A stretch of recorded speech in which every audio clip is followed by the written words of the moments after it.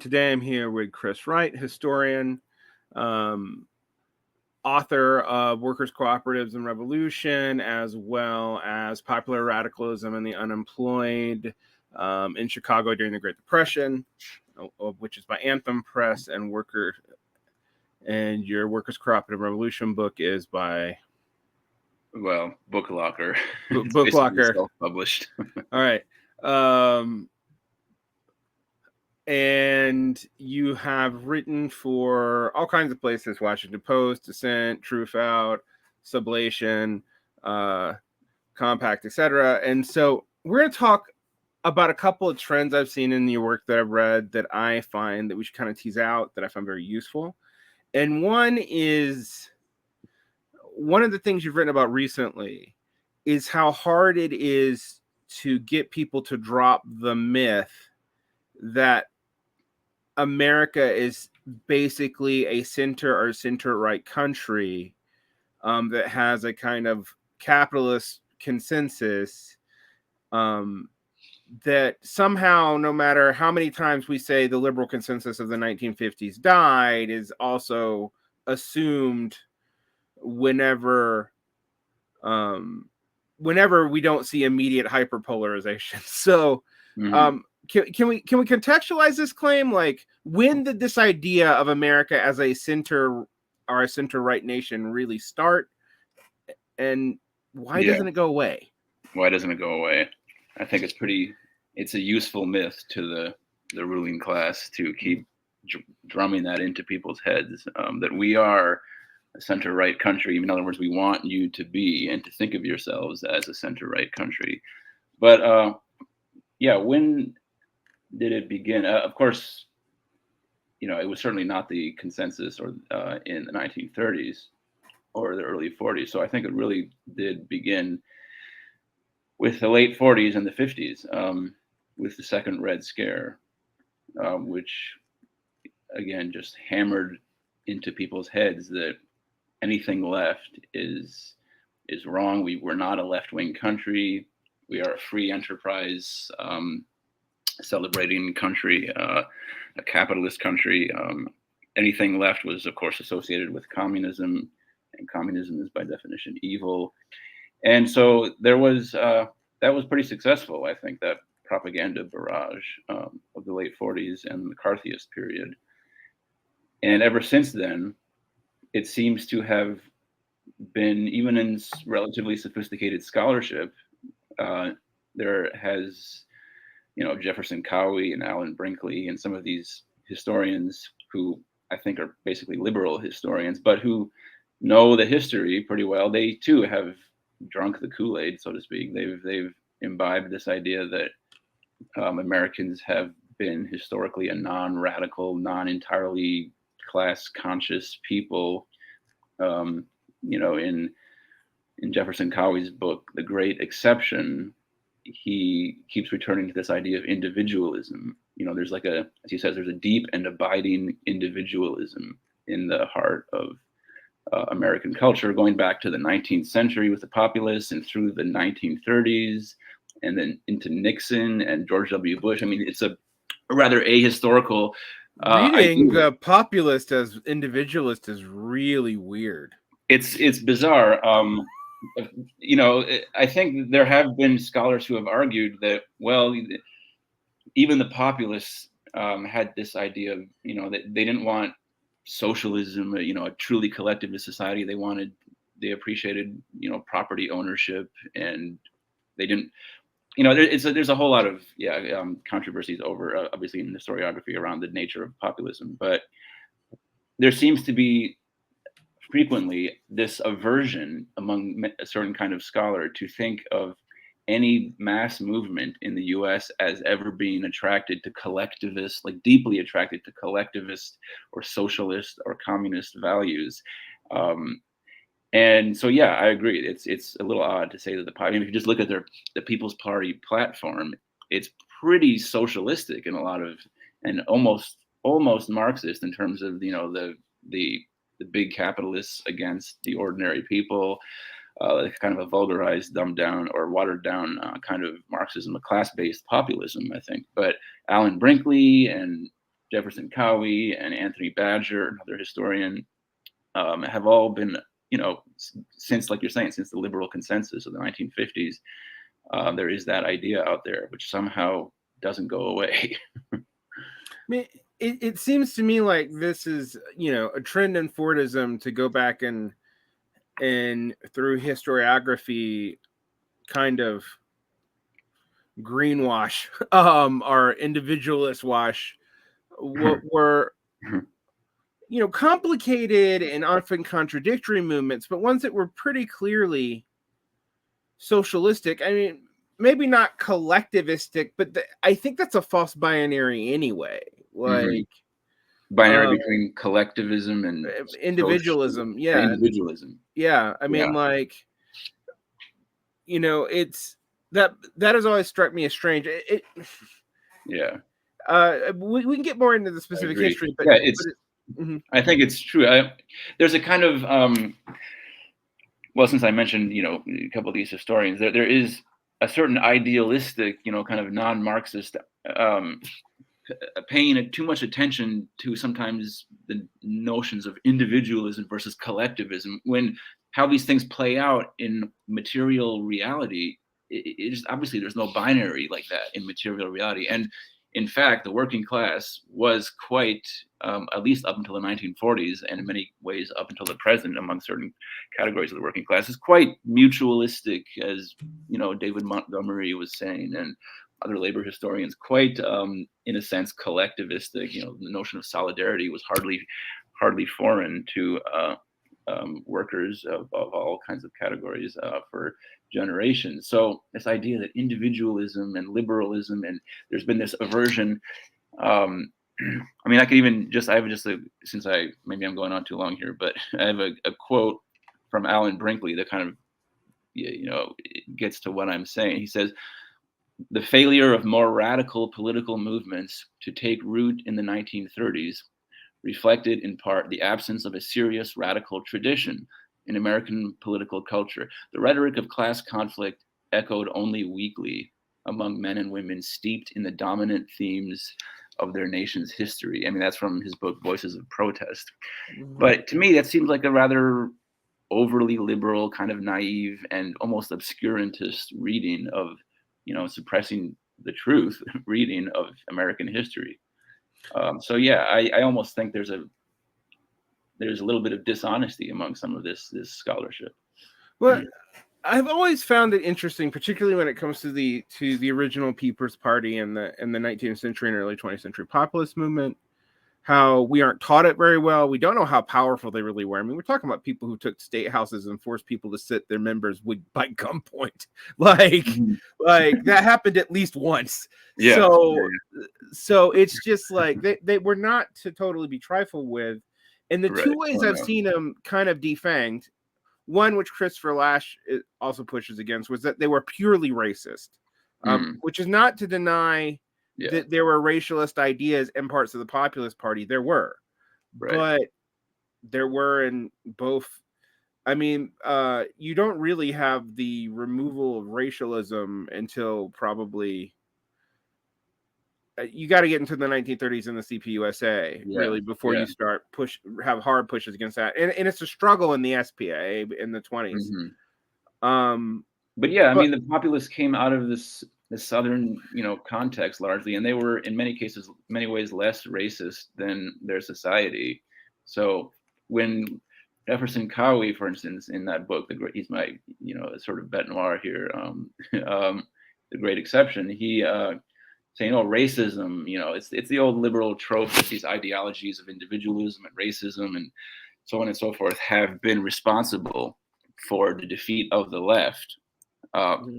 It's like, no, it's not. There's a little too much idealistic emphasis on just discourses and ideas, and not enough on the sheer brutality and ruthlessness of the capitalist class in suppressing working class movements. I don't think workers have always been that racist. Certainly the populists were trying to overcome racism. And of course, in other countries that in Europe, Western Europe, for instance, that are supposed to have had more successful socialist movements and labor movements and so on, racism was, and xenophobia were problems there too. It's hardly a uniquely American thing, problem. So yeah, I find that idea to be a little bit superficial. The populists were so racist, and this has always been the major thorn in the side of the labor movement. I mean, there were so many examples of workers overcoming racism, getting together. Yeah, I mean, and that's to me, that's the interesting problem in the way this is framed, because you either get it framed as, oh, it was really individualist and this is American individualism. And in so much that, like, I mean, there are interesting things about the populists. For example, they believed in solidarity. They believed in, like, social ownership of property. If they weren't proto-Marxist, they were Georgist, which means they, like, didn't believe that people should privately own land. I mean, Right. but also sharecropping sucked. I mean, Yeah, they were, and many of them became socialists early in the 20th century, when populism kind of dissolved away and collapsed after 1896.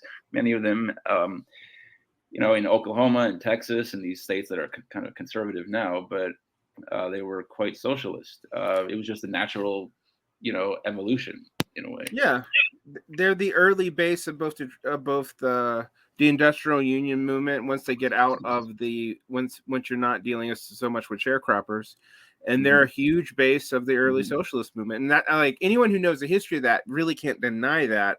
Right. So, like, to say, like, oh, they're American individualists, I mean, in some ways, like, there were things they wanted autonomy on the government from, but that's also true of socialist countries. Like, it's not like socialists want the government to, like, control every aspect of everyone's life. Right. Despite people positing that all the time. I know it to me, it's indicative of incredibly shallow historical thinking. When you say, oh, they're individualistic, and I mean, always this stupid trope of individualism, and it's almost historical malpractice for Cowie and these others. I have another quote from him that I have to find somewhere, but when they say, oh yeah, it's individualism, his populists are very individualistic, and they just wanted a resurrection, just like the progressives and even the followers of Huey Long and Charles Coughlin in the 30s. What they wanted was a resurrection of traditional values, and for the government to get out of their hair and so on. I mean, no, that was not the deep, values and animating impulses of these movements. It's almost remarkably culturalistic and idealistic, and just misreading the evidence to say that kind of thing. So that was kind of what this book of mine, Popular Radicalism, was sort of a polemic against this kind of attribution of relative centrism and ideological moderateness or conservatism to the American population, that you're saying, like you're saying, that not only political pundits, trumpet all the time, but even sophisticated scholars have been saying since the 1950s. It's a ridiculous idea. I find it fascinating because, I mean, there's kind of two trends right now in academia. One, to portray American politics as fundamentally ultra right wing all the way back, and the other is to portray it as centrist. There are occasionally people who overcorrect with pink colored glasses, but they're never they're like never the dominant. I mean, you're actually the only people I think were really guilty of this is maybe like the IWW and the CPUSA in the 50s. Yeah. And maybe so I might be doing a little bit of that too, overcorrecting with pink colored glasses. But I do think what I find interesting about this is, like, I've been reading from progressives and socialists who, I'm also going to caveat, I don't think are the same thing, but they have been consistent on this, that if you look at, like, relatively progressive, relatively social policies economically, despite the fact that everyone pushes the idea that America is a socially liberal, economically conservative country, or it's a socially moderate, economically conservative country, that a lot of the economic policies are very, very, very popular. No politician gives a shit. So I mean, like Right, there's study right. after study that backs this up. Like That the economic policies the of the left. of the left are actually quite popular, even Yeah, in very red areas. right. All you have to, Yeah, and it is often about how you frame it. Like if you don't mention the S word, right. or the Exactly. B word, or the M word, Yeah, um, yeah. so you don't know that a socialist, Bolshevik, and Marxist, um, Yeah, and maybe the A word sometimes, depending on the decade. the anarchist. Um, Yeah. the policies behind them are popular. I mean, Right. I remember reading the Communist Manifesto for the first time in my 20s. I was not a Marxist yet, but I do remember thinking like half the things we already have, right? And they were Mhm. popularly elected. Yeah, Like seriously. I mean, that's what I look at. I guess it was just really radical back then. Now it's like Western Europe has even more of those things than we do. Mhm. But yeah, people have at least social democratic values. That's why Bernie Sanders has been such a popular politician, even among people who voted for Trump. I mean, and it's just, if the Democratic Party weren't so obviously committed to class loyalty, the loyal towards its donor base, then I would think they are intentionally trying to commit suicide all the time, because Mhm. political suicide, because they are not putting out the obvious messages of, okay, well, yeah, just higher wages, higher minimum, the same kind of thing, Medicare for all. This is pretty popular stuff, as we saw by Bernie Sanders' candidacy. But of course, you can't say that because it's against the class interests of the Democratic Party, and so that's why they end up, I think, being constantly it looks like incompetence, but they just cannot have put out a strong message, because they're driven. They're torn between the loyalty towards the mass base, but also the loyalty towards the donors. Yeah. Uh, And I also think a loyalty towards like the louder part of their base too. mhm, I mean, and this has become an even bigger problem in the last decade, where like mhm, increasingly upper middle class people have changed identifications from R to D, for largely mhm, cultural reasons, and also yes, with the shift in education, and education being associated with being a Democrat. It's not associated, despite what Republicans will say, it's not actually associated with radicalism. And in fact, in some ways, it's an right, indicator of de-radicalization. right. Oh yeah.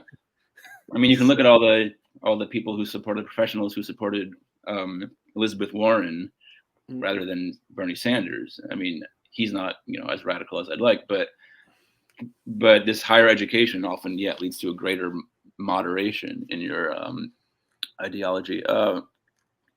But yeah, oh yeah, I forgot what I was going to say.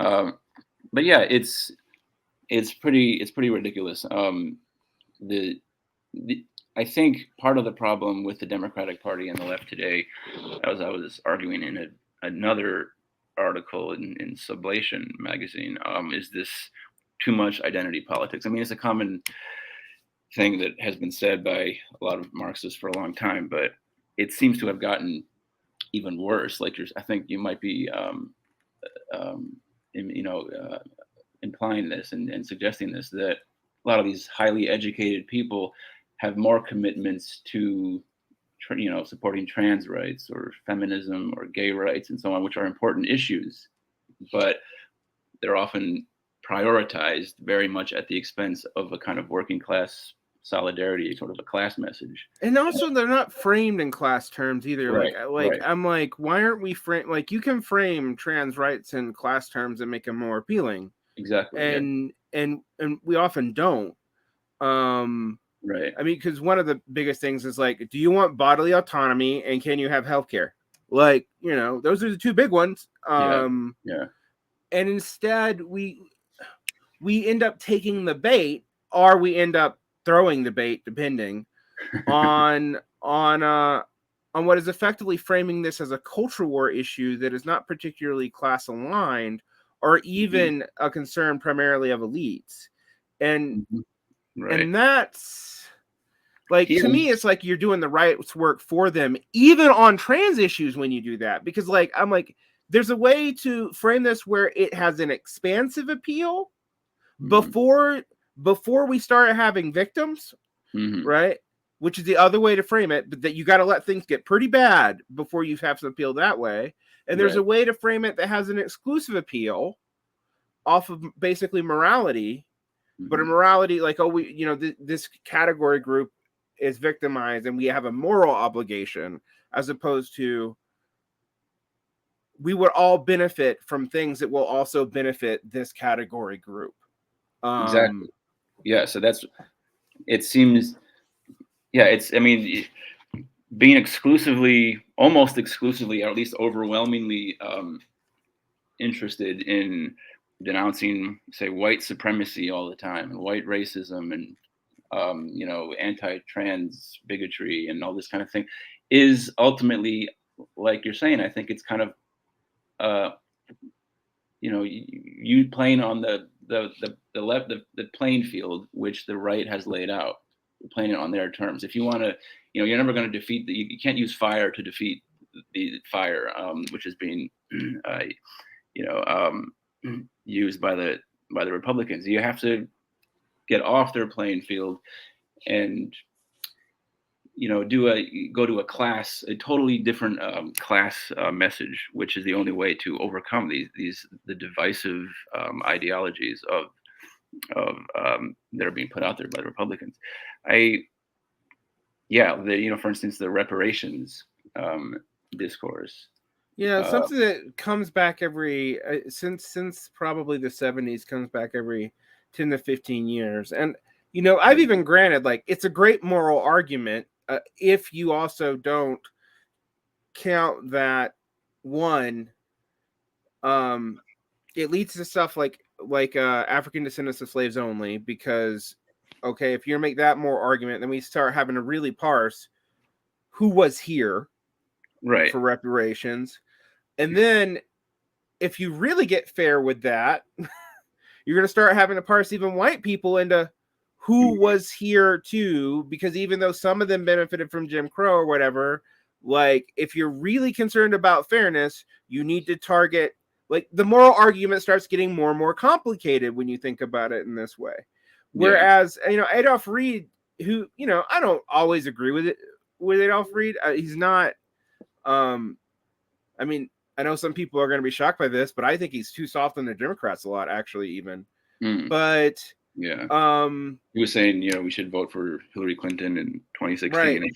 Right. He's always afraid of a basically fascist threat, and I do think a fascist threat is possible, but I tend to think of it's because of,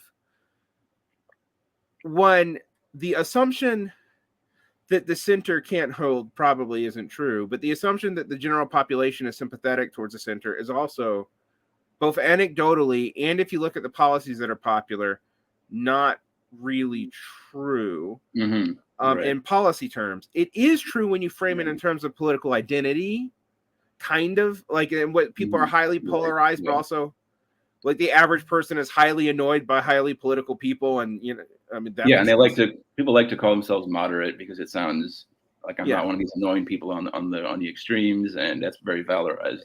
Right. I don't have to comment on every newspaper article in the comments, which is a den of scum and villainy. Right. That's what they're signaling. Yes, exactly. But the reparations, it's still so prominent, and I think it's a total distraction. It's even counterproductive. I was just reviewing Olufemi's Reconsidering Reparations. It's these reparationists, they often they present the moral argument, which is hard to disagree with, but they don't consider the administrative nightmare and the political impossibility of how are you going to get a lot of supposed white racists to support, which is the idea that there's a lot of white racism out there in this society, and how somehow you have to appeal to their altruistic impulses so that they will elect people, representatives who are committed to, distributing enormous sums of money to millions of descendants of slaves at the expense of the white racists themselves. I mean, they're called, racists. And so it's like, it almost seems contradictory. How can you possibly dream of achieving this massive, substantial reparations program, material reparations? It instead, what it does, like you're saying, it kind of gives a little bit of ammunition to the right. It says, well, look, these blacks, we already give them welfare. Now they want reparations in addition. They're going to take our money because of how white supremacist and racist we supposedly are.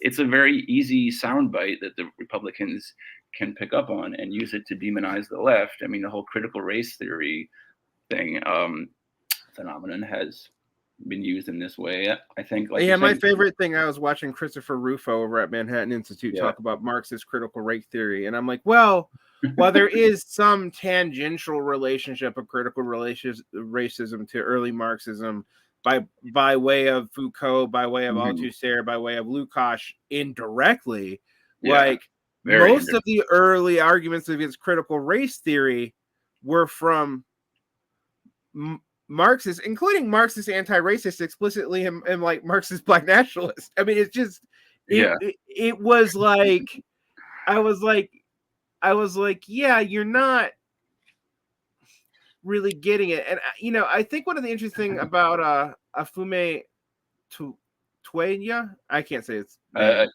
can't. I don't know how is he also wrote the book Elite Capture, a book that I kind of like, but one that I think is not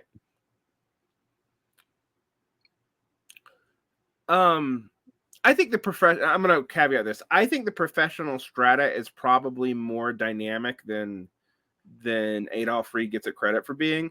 But the idea that these ideas were captured by elites and not proposed by elites is actually kind of interesting, because it's not just to me that it doesn't just, you have the problem with okay, we're two white dudes talking about the issues with reparations, but and I see how people are going to balk at that, but I also want to point out, I have no idea what people think this will also do between other minority groups. Right. I mean, it just seems like a time bomb for something anti-solidaristic. Right. Whereas if we handle the problems of property, all right, which is where most of the real weight of this argument comes from, and it's real, like like redlining and Jim Crow and slavery put all black people, although some black people more than others, if we're honest, but all black people on a disadvantage with white people on terms of economic property accumulation. And even if you got rid of bigotry, which is another issue with some of the race reductionism, it's one of my problems with Abraham X. Kendi, who I actually think it's not here. They're actually like Abraham X. Kendi's first big book that was famous, Stamped from the Beginning, but his book on how to be anti-racist, turned me, because I was like, wait, so you want us to just say racism, but you admit, well, he's like, well, structural racism and bigotry and systemic racism are, and unconscious bias are, and calling them different kinds of racism are confusing. We should just say racism. But I'm like, but they're very different things. Yes. You could have structural racism. You could have structural racism without even unconscious bias. Like, you could have structural racism by just like the results of redlining and actuarial charts, if they were run. And actually, I can say this because I used to work in an insurance company, and one of my bosses was from Morehouse. We perpetuated that by actuarial charts, regardless of how, the color of the people running or the bigotry of the people running the charts were. Right. The irony of that, I remember sitting down and realizing how these neighborhoods that were once red lines still have perpetually higher expenses because of insurance, et cetera, et cetera. And then going like, yeah, but we're hiring Morehouse graduates and it's not changing this at all, like at all. Yeah. Like, so Yeah, so for, that, talking about racism, racism, it's a very multifaceted, much more subtle, and it's often like you're saying, it's class. It's largely class driven, especially in the neoliberal period with deindustrialization and deunionization. That is largely responsible for the plight of people of color today in urban context, but also what these other, a lot of white people here, when you say racism, is that they're being demonized, and so they're not going to join the left if they hear like, oh, we are the bad people, we are privileged, even if they're sort of not privileged economically. It's like, oh, we're supposed to be the privileged ones and we're the racist ones. Of course, they're going to go to the Republicans who are saying we're not racist. Let's rebel against these leftists, these crazy leftists who are saying everyone's racist. I mean, it's a much more subtle, and it's just politically so stupid. Why can't, it's like you're saying, it's anti-solidaristic. Just appeal on a class basis. Race doesn't have to be so emphasized to the virtual exclusion of class like it is in many circles of the left today. well, I mean, yeah, this leads to stuff like when we talk about the ADOS movement, because I'm like, well, that I'm not totally sympathetic to a lot of ADOS movement claims, but that one that I'm like, okay, well, if we're actually serious about reparations, and that's the moral rubric we're using, not let's ameliorate class problems universally, which will disproportionately help Black people, and and I will say, has been used, like racial animus has been used to stop that from happening. Like you said with welfare, like we would, well, we give the Blacks welfare. I mean, it's always been true that more white people benefited from welfare Right, than Black people, and yet framing it that way made it feel less popular, and also made people who I remember in the Deep South, like hearing people just like, well, these immigrants and I won't say what they said, but are getting handouts, and we're suffering, and I'm like, well, actually all of you are suffering. Like, but it was easier to frame that way when you've already framed it in terms of race and race exclusion, and thus made it invisible what the universal aim was. Right, exactly.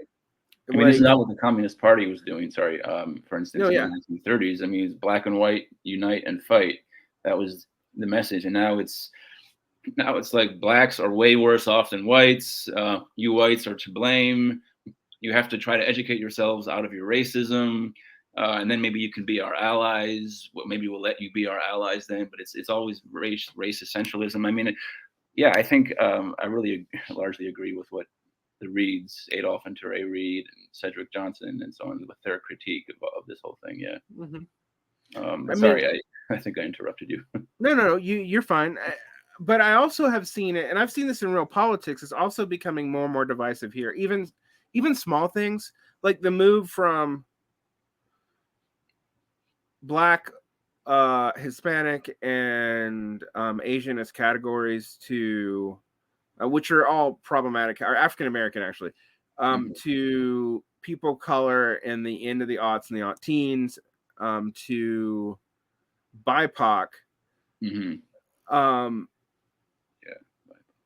I've seen a lot of Latin people really push back on BIPOC. Like, really? Yeah, because if you think about it, it's Black, Indigenous, people of color, as if everybody else is part of this mass because they're immigrants, and then Black and Indigenous are separate categories. And the implication is we're supposed to treat them differently because of anti-Blackness, as opposed to just interminority racism in terms of bigotry. Right. Yeah, that's good. That reminds me of Cedric Johnson's, the way he frames it. He critiques this whole Black exceptionalism, like this idea that among Black Lives Matter, the movement for Black lives, and so on, that the Blacks are uniquely, exceptionally oppressed in their history, and so on, and that already right there, like even more than people of color, other people of color, already right there is kind of anti-solidaristic with other minorities even. This black exceptionalism idea, I think I like the way he frames it, is it's almost like a kind of a chauvinistic idea, like we suffer the most, it's like ranking this of oppression and ranking of suffering, and the blacks have it worst, And and when you get to like Afro pessimism, it becomes yeah, something that's not just, it's not something you can ameliorate either. It is culturally eternal to the right, it's category of eternal, it's been blackness. around forever. Right. You cannot, there's been no progress. I mean, Adolph Reed likes to mention, since he grew up in the Jim Crow South, there has been progress. He knows it. He's seen the progress with against racism. I mean, the racism today is rather trivial compared to the racism of the South when he was growing up. But we can't talk about the progress. Right. Well, it's interesting actually, because okay, I'm going to go really out on a limb here. But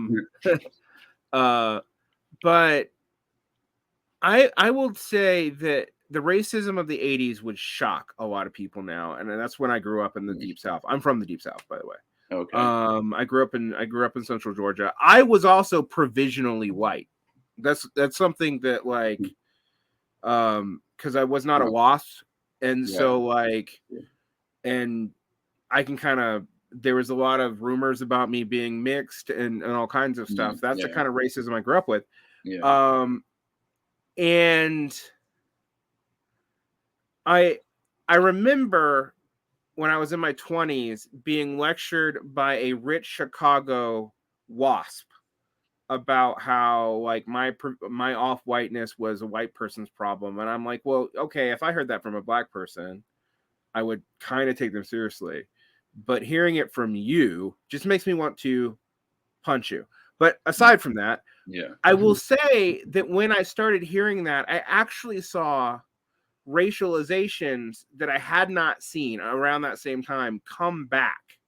So for example, like objectively, for a while, I grew up in the South, the Confederate flag was everywhere. For a while in the aughts, it had become not okay even amongst conservative people unless you really wanted to make a really good argument. And then around 2011, 2012, when I came back to my home state after going abroad, and I'm pretty sure it's not just because I was gone. I just saw them everywhere. And so I was like, okay, there's a reactionary response happening.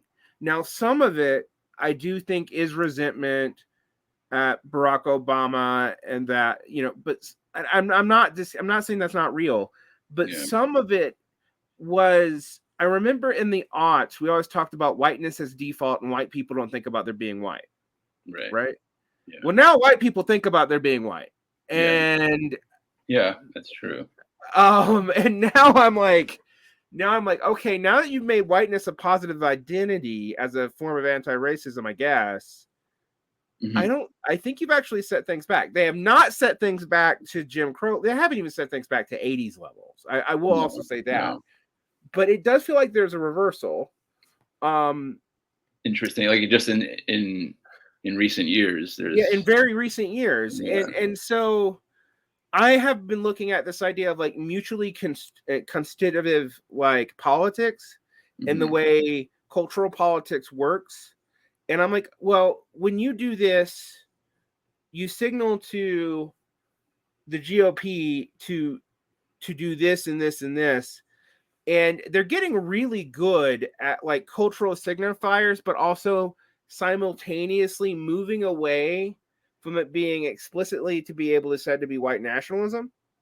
And I remember the moment when I knew that they were when a lot of the liberals had gotten played, and I'm like, okay, we're going to see them move away from this racial talk pretty soon. And I think we actually are and aren't. And that's also strange. But we aren't seeing that, Well, we are and we aren't. So we are. We are seeing at the national level for like regular person political consumption, but we're seeing more cultural stuff to signify allegiance to, a kind of cultural urbane left.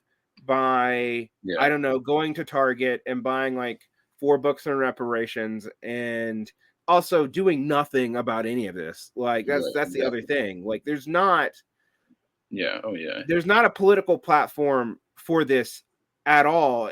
And most of the people proposing it admit that.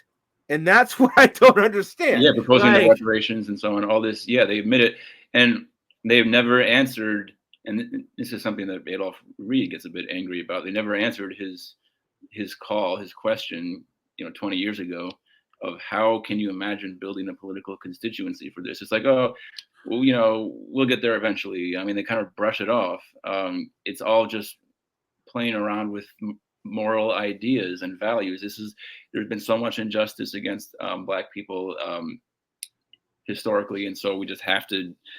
So he calls, yeah. He says that it's like an elite brokerage kind of politics, because there's never going to be a mass movement for this or mass support for this. So ultimately, it just becomes pleading with the elite to give us something.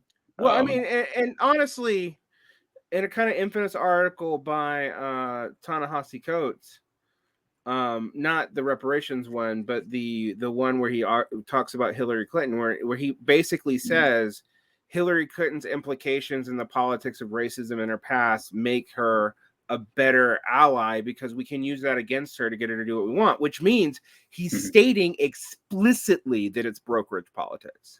Yes. Like, Yeah. this would be anti-majoritarian, even popular. Probably, I mean, it might be popular amongst Black people, I'm sure, but I also think so would all the social policies that would do the same thing if they weren't racialized. Right. I mean, oh, totally. Yeah. The Build Back Better bill, if it in its original form, would have been, amazing for people of color. Just two senators apparently, is why we couldn't get it. But there seems to be a kind of elitism among a lot of these, liberal left intellectuals who are, whether it's Nicole Hannah-Jones or Ta-Nehisi Coates or whoever, just this dismissal of class solidarity, of universal programs. I don't understand exactly where that can come from, if not just a sort of elitist dismissal of the concerns of the working class as such. Well, I mean, my favorite one now is that like any policy that, even if it has anti-racist effects. So like, let's say that you pass a student loan forgiveness bill, and it's a broader bill than what Biden's thing, which will probably get thrown out by the courts. Yeah. Unfortunately for me personally, but if it goes to the Supreme Court, it surely will. and it almost certainly will go to the Supreme Court. And Yeah. I think he knew that, by the way. Like, I think it's a Trump-like political stunt. Yeah. But that's true.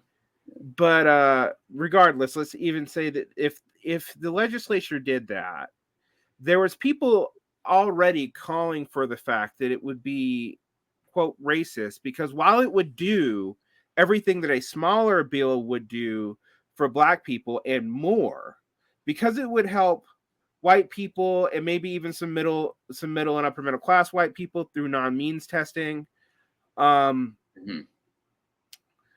It's a racist bill, and that was ran in several liberal newspapers. And I was like, so we are now to the point. Now there is some truth, and I was talking to you about polls. There is some truth that like Black Democrats, because most of them are women over 40. Actually, that's the largest demographic. Because of Southern distant felon laws.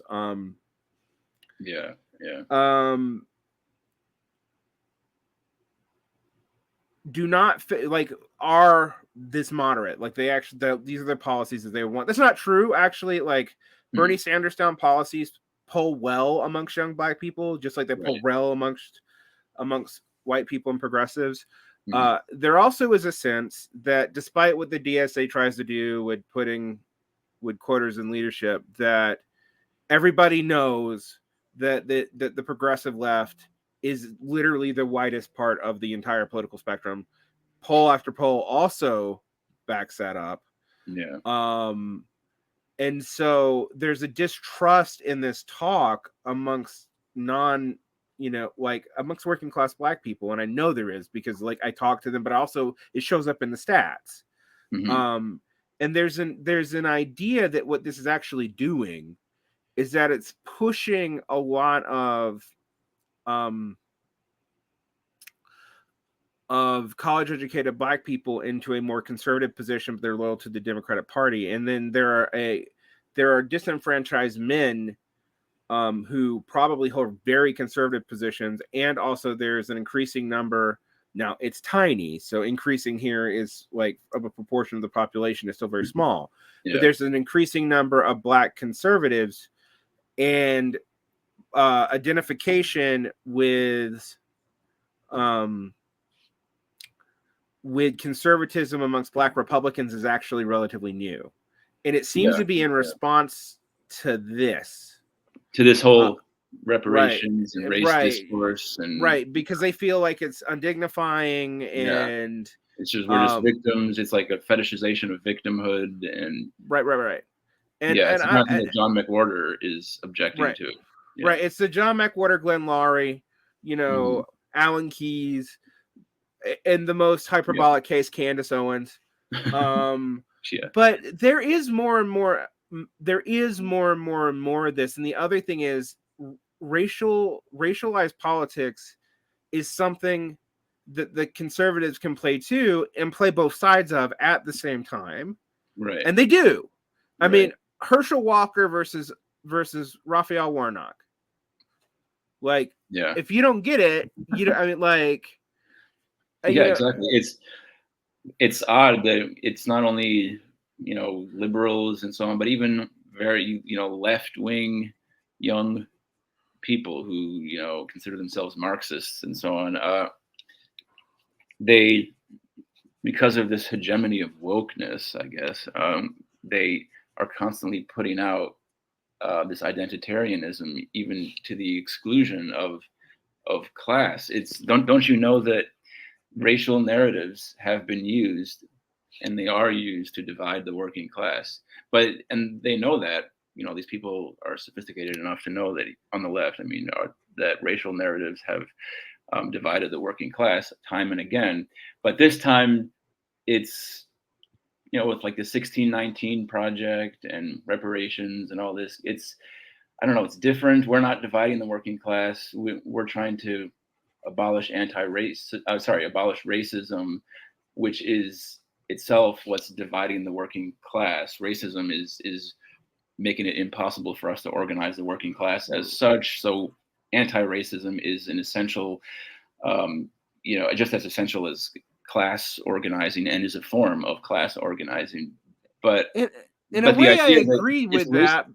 But you don't mention. In a way, I agree with that. But I also think like okay, I when you frame it like that, I'm with you until probably what you're about to say next, which is like we fight that by playing lip service to reparations and stuff like that, which I think is like, well, I mean, I don't know why we can't say, like, if we get rid of poverty and we get rid of property disparities and we take care of inherited wealth, we have undone the systemic racism, and the rest of this is a moral argument. Right. And yes, bigotry is bad. Yes, we should deal with bigotry in our movements. Blah blah. I shouldn't blah blah blah that. But I mean, like but it's true. I think that's absolutely the case. Yeah. However, those are separate questions. Actually, and I haven't heard a good answer for how we deal with this as socialists that is not somewhat universal. Yeah, of course. I mean, politically, it's the only possible thing. In terms of what's possible, you're never going to get material reparations on a substantial scale passed. It's just not going to happen. But this, so yeah, actually in Cedric Johnson's new book, the Panthers Can't Save Us Now. He makes the point that yes, anti-racism is very important. Yes, we know that it has to be part of the left, but but a coalitional and a kind of a solidaristic politics based on class is itself a form of anti-racism, and it's unfortunate that a lot of these identitarians who prioritize that kind of identity politics basically at the expense of class politics cannot see that is getting together, black and white, unite and fight. That is a form of anti-racism. Whereas when you emphasize and constantly talk about the suffering of black people versus that of whites, and as being caused by whites, it's obviously a counter solidaristic move. When you're saying, okay, you working class whites are going to have to pay us reparations, who's going to support that? I mean, how is that going to build solidarity with working class white people or other people of color? It's just so irrational and bizarre to me. I don't know why a lot of left Marxists are so in support of, they can't see the irrationality and the sort of the self-defeating quality of this kind of prioritization of racialism, racial politics. Here's the thing. Mm-hmm. If we're completely honest, since the New Left, there's been a history of trying to look for a new revolutionary subject. Yeah. Of which black nationalism was posited at one time. And that has been conflated with liberal identitarian anti-racism. Right. And one, I don't think the first thing ever made that much sense either, unless you were talking about like, okay, you want black cultural autonomy within a part of the United States on a socialist system where we're all equal. Fine. Like, I'm not sure that works, but at least that's not out of the historical purview of what leftists have argued. Yeah. The idea, one, I mean, I think one thing I'm going to say that's probably going to shock people. I don't really care about justice. I care about equity. Mm-hmm. And people would say, well, equity can be, is justice or is a form of justice. But yeah, I mean, they could, but they're probably not going to. I mean, like, and by equity, like, yes, I know we're going to have to, like, not everybody is going to get exactly the same thing under socialism. We've always known that. That's implied by from each according to their own ability to each according to their own need. That implies that we have different inputs and outputs, but that equality does a lot. And then other things that help is moving around, like, because one of the things I find interesting about this, actually, is we're not just the most racially segregated we've ever been since Jim Crow, which we are, by the way, but we're also, but it's because we're the most class segregated we've ever been. Exactly. Yes. It's not just racism. It's because of class. Of right. And interestingly, the lower down the class ladder you get, the more racial segregation is impossible. Mm-hmm. So like as a lived experience, I can tell you, if you're a poor person in the South, it's not just that you moved into a black neighborhood to gentrify it because you were white and you didn't have the money, although that does happen. Yeah. It's also because that neighborhood's poor and you probably never left it. And like, if you're lucky, you're in some like inherited hovel that at least you might kind of own and maybe will benefit from right now, but you're still in the same neighborhood that's turned, that's racial demographics have completely shifted in the past 50 years. Mm-hmm. That's the story of my hometown. Like, I've seen it. And so I'm like, do you think working class people are removed unless they live in places that are highly segregated? And a lot of those places that are highly segregated are actually in the North. All right. Mm-hmm. And this is not the Southern versus Northern thing. I don't really care about that. My point is that the reason why that segregation still goes on, though, is historical wealth gaps that do have a history in the founding of the country and in our racial laws, and in the fact that we are class segregated and it's impossible to get out. Right. So in order to, you don't need the red line anymore. No one does. Yeah. And so the only way to desegregate this society is through class legislation, class policies, anti-neoliberal kinds of policies. That's the only possible way of achieving the goals of a lot of identitarians, is precisely through the kind of universal programs that Bernie Sanders and Marxists and so on are proposing. It's like, so I yeah, mean, in a large, I always had a slight beef with Frederick Johnson's name of that book, "Big the Panther Won't Save Us Now," because I was like, yes, there are. I mean, there were Black nationalist Black Panthers. That was a good portion of the organization, but like both Huey Newton and Fred Hampton were actually saying the same thing we are. So yeah, like, it's like, yeah, that's true. I mean, he like, was criticized a little bit for that. I think he probably understands that, or he's criticizing the sort of nostalgia for well, Black yeah, power. I'm sure he appreciates the sophistication of Bobby Seale and Huey Newton, but there is a kind of, Robin D.G. Kelly and Kanga Yamata Taylor and so on.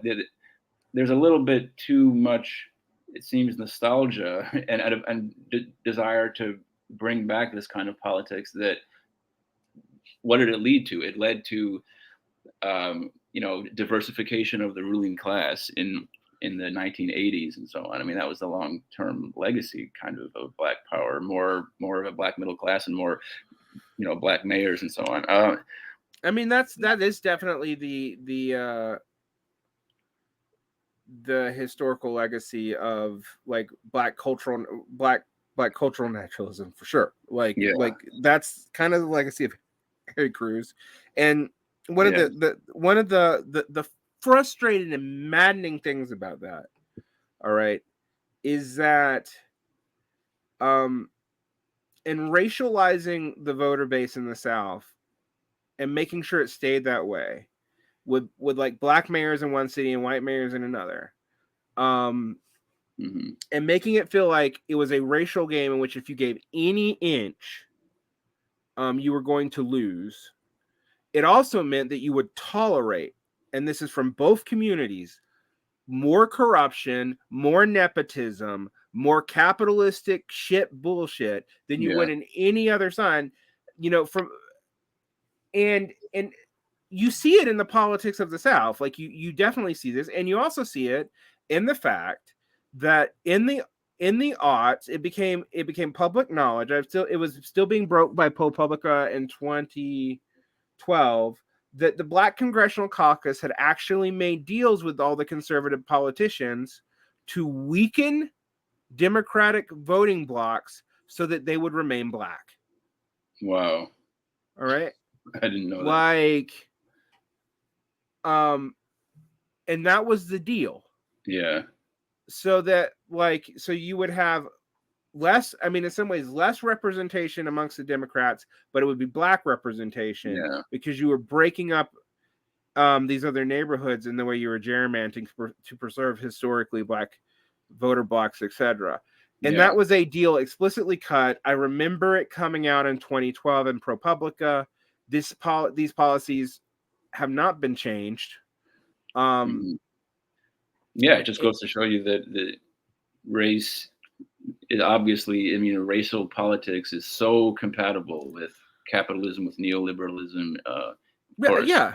I mean, it was crazy to me when I was listening to people tell me, well, thanks Atlanta for voting blue, and that's why we won Biden. And I was like, Atlanta, Macon, Savannah, and Columbus, and this happens to be my state, so I can speak to it. But it was like, and I miscalled that election. It's one of the few times that I was wrong. But but Atlanta, Macon, Savannah, Columbus, those cities have always, since the 1930s, voted for Democrats.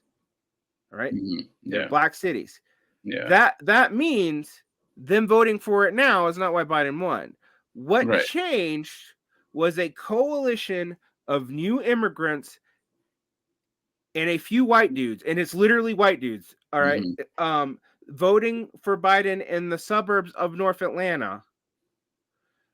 That change, and I can go down to the zip code, that put Biden in office. Now, that's not my politics anyway, but my point is, even the way it was being framed, I was like, you don't understand how Southern politics works if you think like this is just it's totally a racial issue. But I will say, it has become enough of a racial issue and enough of an educational issue in places like Georgia that you can't convince people now to vote against their identity, and the reason why against their identity, right? Which is a weird way to frame it. But the reason why is because it's seen as a zero-sum identitarian game. And yes, there's a lot of right racists in Georgia. I mean, no one who's from there who's being honest is going to lie to you about that, right? But that leads to inelastic politics. However, if you poll people on stuff like removing the felon, you want to do a lot for Black representation, get rid of the Southern felon laws. But you know who else that's going to help? Yeah. You know who else that's going to help? Working class and lumpenized white people. Right. Who are just as not proportionately, but in raw numbers, highly disenfranchised by those numbers. But we're not supposed to. I mean, they're white and they're cisgendered white males and all this, and so in this political climate, we're not supposed to care about them. It's just so self-defeating. I mean, you always hear the argument that, well, we have to bring more people of color over to the left. Well, what about? I mean, it's the whites who can join white nationalist movements and go to a sort of a more proto-fascism. Shouldn't we try to get them over to the left as well? And this a racial politics and which constantly emphasizes white supremacy is not going to do that. Instead, you have to appeal to the common class interests. But it's just a pretty simple point, I guess, that we've been harping on it for a while, but I even saw it here in BLM in ways that hurt, in the BLM protest of George Floyd, in ways that hurt the protest. Because the first thing that established politicians did to more radical ones was accuse them of picking up white point of views and picking up white radicalism. And that was the words they used. All right. And, no, we're the elders of the community. We have these. And I was like, if this was not framed in racial terms, this would sound awful. You're right. And it wasn't aimed at white people. That's the other thing. I was just like, you have to look at how this actually works, because it's also aimed at disenfranchising more radical class conscious elements of minority races. So it's like this is bit people in the back, and that's how I came over to it, because where I'm from, you can't deny that I for example, I always thought, because when I grew up and we didn't understand statistics, that the half the population was Black, because that's what I lived in, right? Right. And then I was like, oh, it's only at the time it was 14%. Oh, that's different than I thought. So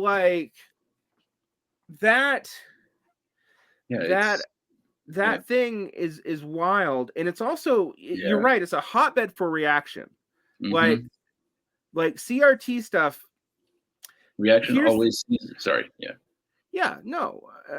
Reaction uses it. And what I find interesting, how this ties into what we were first talking about, this long rant, is that what this is actually doing effectively, all right, if we think about how this is being sold, it makes class-based politics harder. It makes it look like the country is more moderate than it is. That the only thing it needs to overcome for that moderation to be true is to diversify the elites, basically. And that breeds really nasty discourse. I mean, and I don't want to give fascist ammo. Right.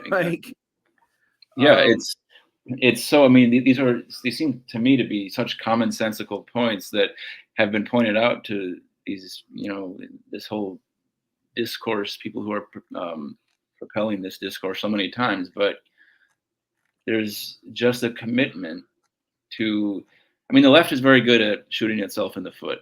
It's been Yeah, doing it. I mean, we're good at that on class issues, even when we talk about them too. But yes, like, Yeah, I that's mean, true. And Barista Gate being an example of that. For those of what you who being don't know, an example?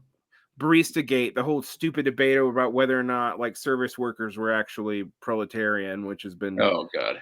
yeah, like I told someone Yeah, the other day, like you guys say these are ops, these are not ops. It's just that like no one needs to do ops on us because we do it to ourselves. Like, exactly. Oh yeah. Ever since the split between Marx and Bakunin, and then between the communists and the socialists in the 1930s, and empowering the fascists. I mean, the left is really dumb a lot of the time, and I think yeah, there's a new form of kind of stupidity now, with this identitarianism. I mean, like we're saying, there's very valid um, grievances here, but they have to be framed in a class way. right.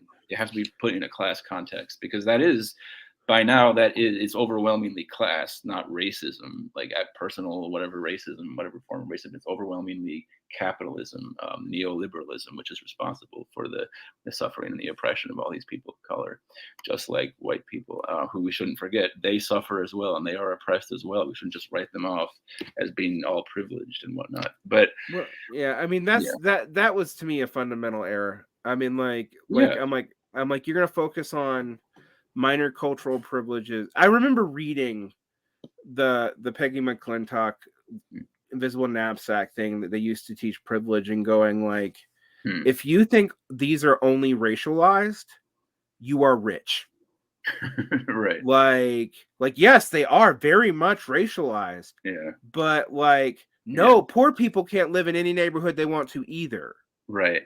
Right, Just like it's people just, forgetting about. I mean, I mean, it's yeah, it's very puzzling. That I think it just comes from, there's been so much indoctrination in the sort of the neoliberal kind of postmodern critical theory period of young, of students in college, and scholars and so on, of with this uh, intersectionality and racial narratives and gender and all. I mean, that there's been just a kind of a forgetting of the fundamental status of class issues. I I mean, I think it's also partly because if you are a materialist scholar, like there's so many examples of materialistic Marxist scholars who have been hounded out of the academy, and it's more politically safe to for an academic to be, a certain kind of feminist, or a certain kind of identitarian. It's better for their careers, talking about reparations and all this. It's less challenging to the power structures. That's why the New York Times promotes the 1619 Project. I mean, the ruling class has an interest in promoting all these racial narratives. So they're more safer for your career, and that's what academics care about, their careers. And a lot of this left discourse around identitarianism and so on comes out of academia. So it's just a total de-radicalization that has occurred among a lot of these intellectuals in the last 40 years, and that's why it's despite all the arguments against it, they still promote this kind of politics and still talk about it all the time, because it's safer for them than to be somebody like Thomas Ferguson or Norman Finkelstein or Noam Chomsky or a number of other Marxists, who are actually challenging, the centers of economic power in a much more explicit and direct way than talking about reparations does, and but I racial. mean, like I don't want to sound like, look, Maybe I'm being um, too cynical, but no. I mean, I'm about to say something even more cynical. oh, okay. Uh, there's a couple of reasons why that makes sense to me. I mean, one is actually I don't think it's spiritual at all. If you're a person of color and you're going up the class ladder, increasingly race really is your only problem. Yeah, Like yeah, right. that's a true thing. That's true. Um Yeah, um and so there is a real lived experience to that. But yeah. what I find interesting, and I think Adolf Reed is really, really good about pointing this out, it is an erasure of class separation within races. Like Mhm. pretending that there is no such thing as a black bourgeoisie and a black professional class, and there's been a black bourgeoisie since at least the 1950s.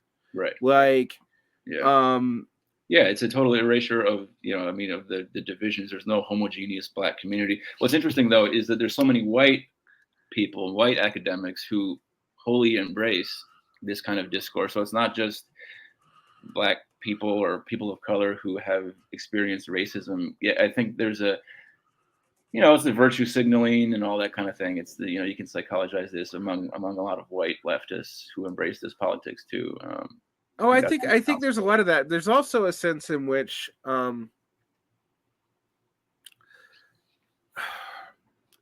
there's a book that I tell people to read called Disciplined Minds by Smith. That's Jeff Smith.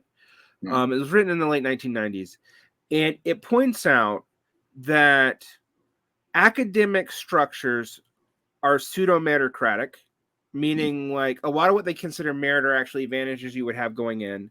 That they reward people who can predict a certain kind of mind and often shut you off from being able to predict other kinds of minds. So he wasn't writing about this from a Marxist perspective, but it's interesting that he says this actually serves to shut you off from radical discourse or any, all other kinds of discourse, or using your specialization in ways that would help broad amounts of people. Now, this is obvious and blatant in the humanities, but he's like, it's even true in the hard sciences, and he illustrates how.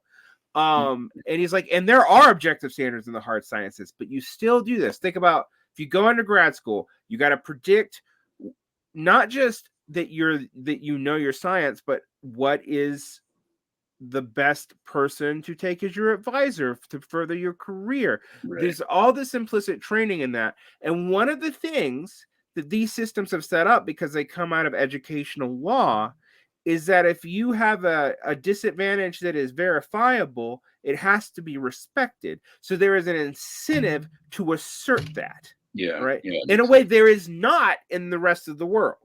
Now, I'm all about disability rights. Like, this is actually something I think is part of our class. Like, we have to include this in class stuff. Right. And I think that is why there's an obsession with this, because there's an obsession with, well, we have to make sure that this weird, basically semi-feudal system that exists in neoliberal capitalism that we call academia has some way for people to get a fair shake given their background if they don't look exactly like us. Now, this also breeds an incredible amount of bitterness. You're like, this is where the IDW comes from. Yeah. And I look at this and go, do you want to expand these dynamics to all of society? Mm-hmm. Because that will make us... Yes, when you say all politics is an identity politics, I'm like, yeah, sure, but there are constructed identities. Yeah. And there are identities that you can maintain because of objective correlates, right? Like, like our role in production. Exactly. Class is an identity, of course, but there's different kinds of identities, and strategically, we should perhaps emphasize certain kinds of them. I mean, ultimately, what this can come up, can end up with is a kind of a race war almost. All this critical race theory being demonized on one side, and then blacks, just demonizing white supremacy and the white supremacists, or the supposed white racists mobilizing against blacks, and the black left. Who knows what kind of tropes the right can come up with on the basis of this racially somewhat divisive, despite the legitimacy of all these grievances. I think we keep coming back to the political short-sightedness of this sort of politics. But I think it actually serves. I mean, this is the thing where I brought it up way back when we were talking about the myth of American political moderation, and like, because these things that serve identity formations are counter forces to and things that increase alienation from the Marxist perspective. Right. Right. Yeah.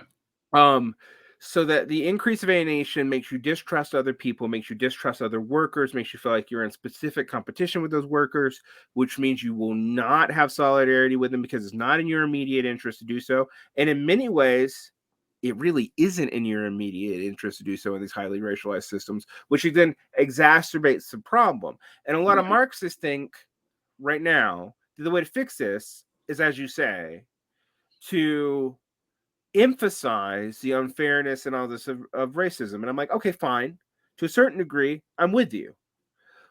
But our policies, all right, have to be anti-racist in a way that are expansive because they deal with the class and they Mhm. subsequently will deal with most. And I'm not going to claim all, I'm not one of those people, but I think we can deal with most of the biggest Yeah. and most important elements, which you're like, okay, like, um, if you want to talk about justice, healthcare justice for the poor, which disproportionately affects Black people and people of color. All right. Environmental Yeah. justice for the Right. poor, which disproportionately affects Black people and people of color. Like, Yeah. like if I Housing. I mean, everything. Yeah. fix any of these problems for everybody, I have also Yeah. fixed them Of course. for Yeah.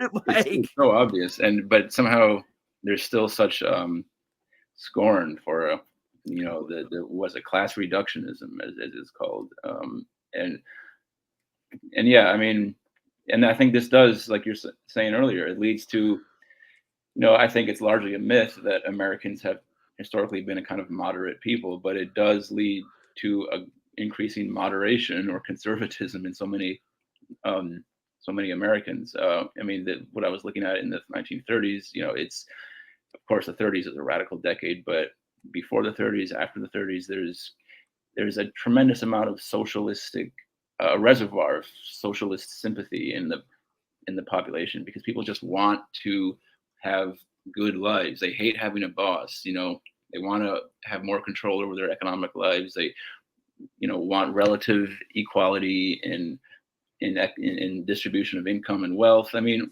these are all issues that are very easy to appeal to people on the basis of these sort of radical values. another way you can get rid of to really reduce racism, even on the interpersonal level, make us all run the business together. Yeah, Like exactly. make us responsible for our own social reproduction. Right. Because if I have to get along, and you see this in, I mean, you see this in business. If I have to get along with somebody because they're my peer in all social ways Hmm. and they have an equal vote, then I have a bunch of fucking incentives Yeah. to get along with them. Now, is it going to overcome all bigotry? No. Yes, some people act irrationally under bigotry, but I think Right. you'll find that Oh yeah.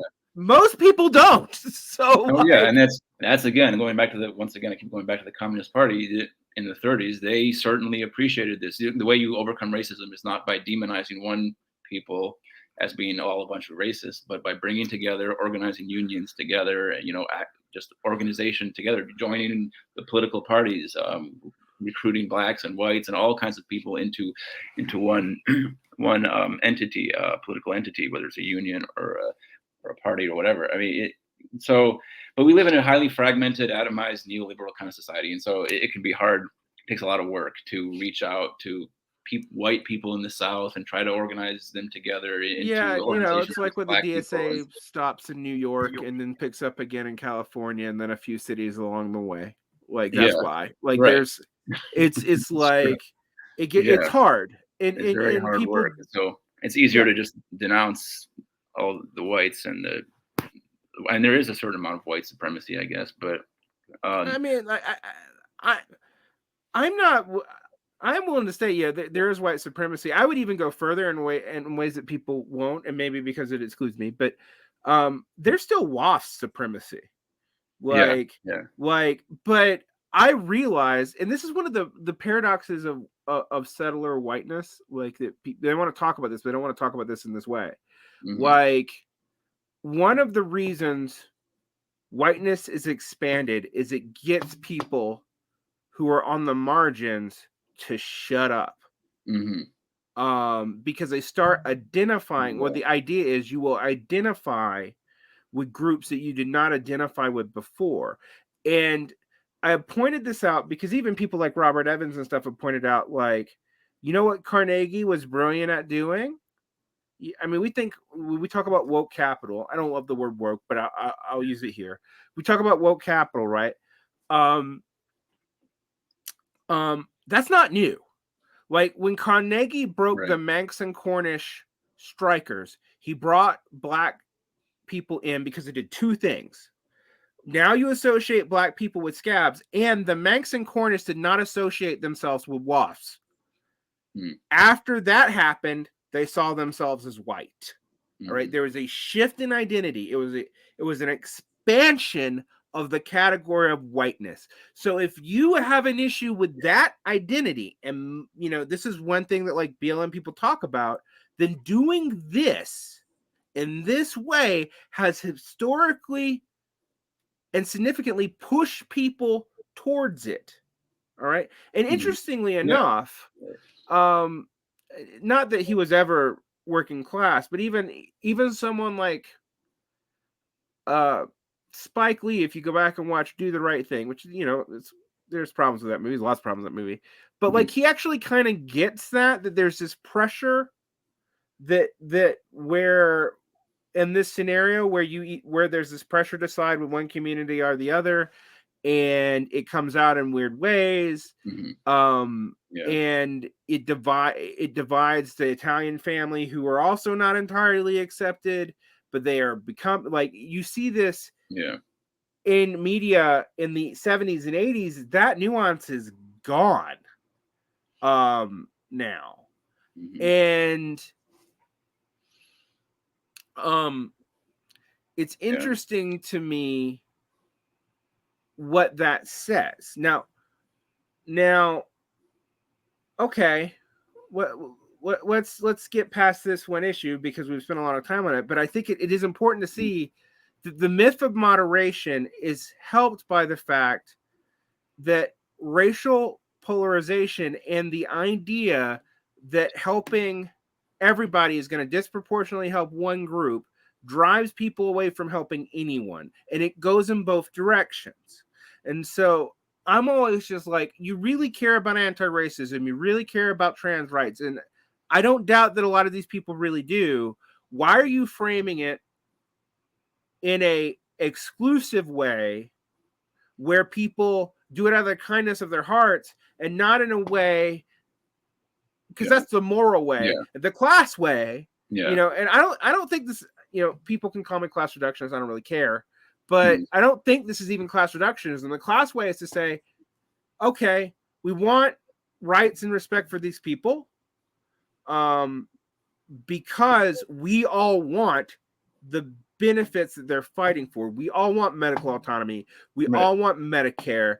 We all want the right, like we want this as a universal impulse, and we should thus protect these people because it's going to protect us, as opposed to you should protect these people because they're oppressed, because there's a certain amount of people who are never gonna fucking care. Right. Like, I mean, when you appeal to people's altruism, as Eugene Debs said, there's solidarity has to be based on the bedrock of self-interest. I mean, if you just appeal to nobility and the certain noble ideals and people's altruistic sympathies to be an ally of somebody who's oppressed, it's never going to work. It has to be grounded in this class, basically material self-interest, and that's what a lot of the reparations discourse and something does not do.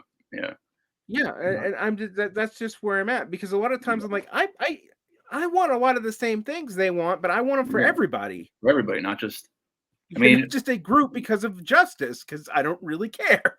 I was just reading a paper by Robin D.G. Kelly. I forget the name of it. It's from a few years ago, and he was talking about student loan forgiveness or abolition of student debt, but he framed it in terms of Black students. Black students should have their debt abolished. And it's like, okay, yeah, in a kind of a reparations sort of context, it's like, well, why don't you just universalize it? Whenever you, I mean, and it's just, as you said earlier, it's an administrative nightmare determining who, if it's universal, it's way easier. I mean, it's just, there's really no, in terms of political strategy, I don't see a whole lot of benefits to this kind of thing. But I guess we've been sort of You're beating up on it criticized. a while, but it's interesting to me Yeah, because I think, I think there is a sense in which, yes, our bourgeois overlords who founded the country did so on racial grounds. It was really yeah, convenient for them because it gave them a lot of free fucking labor and a way to also suppress native labor and not allow them to build up wealth, because the only people who could really buy uh the planter class was literally like the descendants of the same fucking aristocracy from England. I mean, like yeah, it yes, that's in our founding DNA. It's not the only thing in our founding DNA though.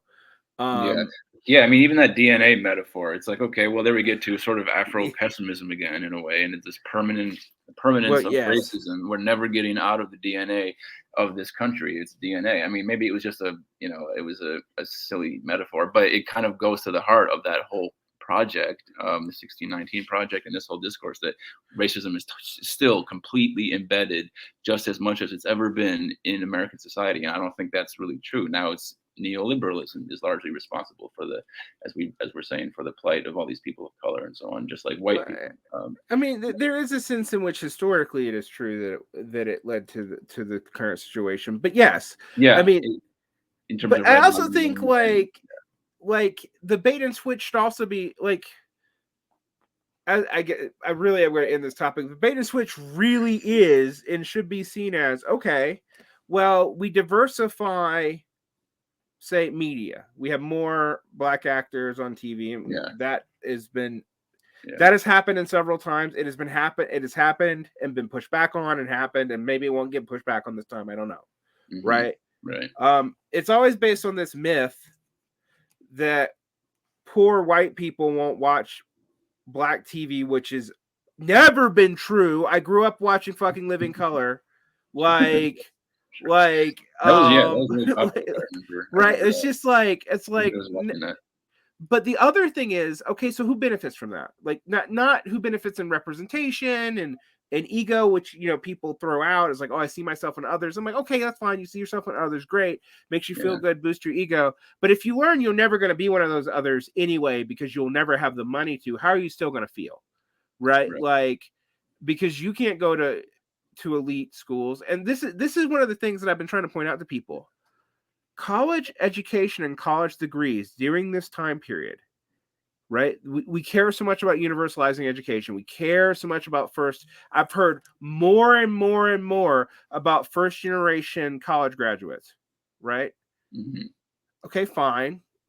But college degrees are the most economically segregated they've ever been on who gets them and who comes out of them. hmm Like, since probably we kept counts, this is the 1920s. Yeah, Like, that's a trend in the last decade. So you can't tell me that these policies are pulling people, like, even from the reparation standpoint, they aren't doing it. It's not pulling poor people up, and we have stats to prove it, but you're not hmm correlating those things when you yeah, report on it. And so it's, I mean, I yeah, also feel like the other way I would frame this so people don't push back on it, like, not just, I don't, people think I'm racist, right? But yeah. which is funny, which is hilarious actually, Yeah, it's if absurd. you've I like mean, if you know some things about me. yeah, But the whole eagerness to think, I mean, somebody's a racist because they say one thing. A leftist who has all the left bona fides, and we said something that can be misconstrued as somewhat racist. yeah, It's this. yeah, I mean, like, I'm sure every, like, that, yeah, that's another conflation, is the racist act versus racist person, and people will say, well, we're Right. not calling people racist people, but then I'm like, but you don't refer to it as a racist act, you refer to Yeah, the person as a and racist. So it's it's certainly interpreted by right, a lot of people as the racist person, which does not. right, which, Does yeah, not hold. sure, fragility, I get it, but Yeah, yeah, but anyway, beside all that, not like, my point is the following: even if you're an anti-racist, you should be mad that these things have been used to effectively do almost nothing for the average Black person. Right. And it's beginning to be obvious to everyone. Yeah. I mean, that was, I guess that was what, Walter Ben Michaels and Reed and so on were saying like 20 years ago. All this kind of stuff, or even Black Power, like how it ended up diversifying some parts of the ruling class. I mean, anything that's not explicitly class it tends to end up benefiting a small subgroup and not ordinary people, not the masses. I want to point out that like Nixon, when he adopted the Southern strategy, also adopted Black Power through Black entrepreneurship as a strategy at the same time and simultaneously. Yeah, like right. Like they knew what they were doing.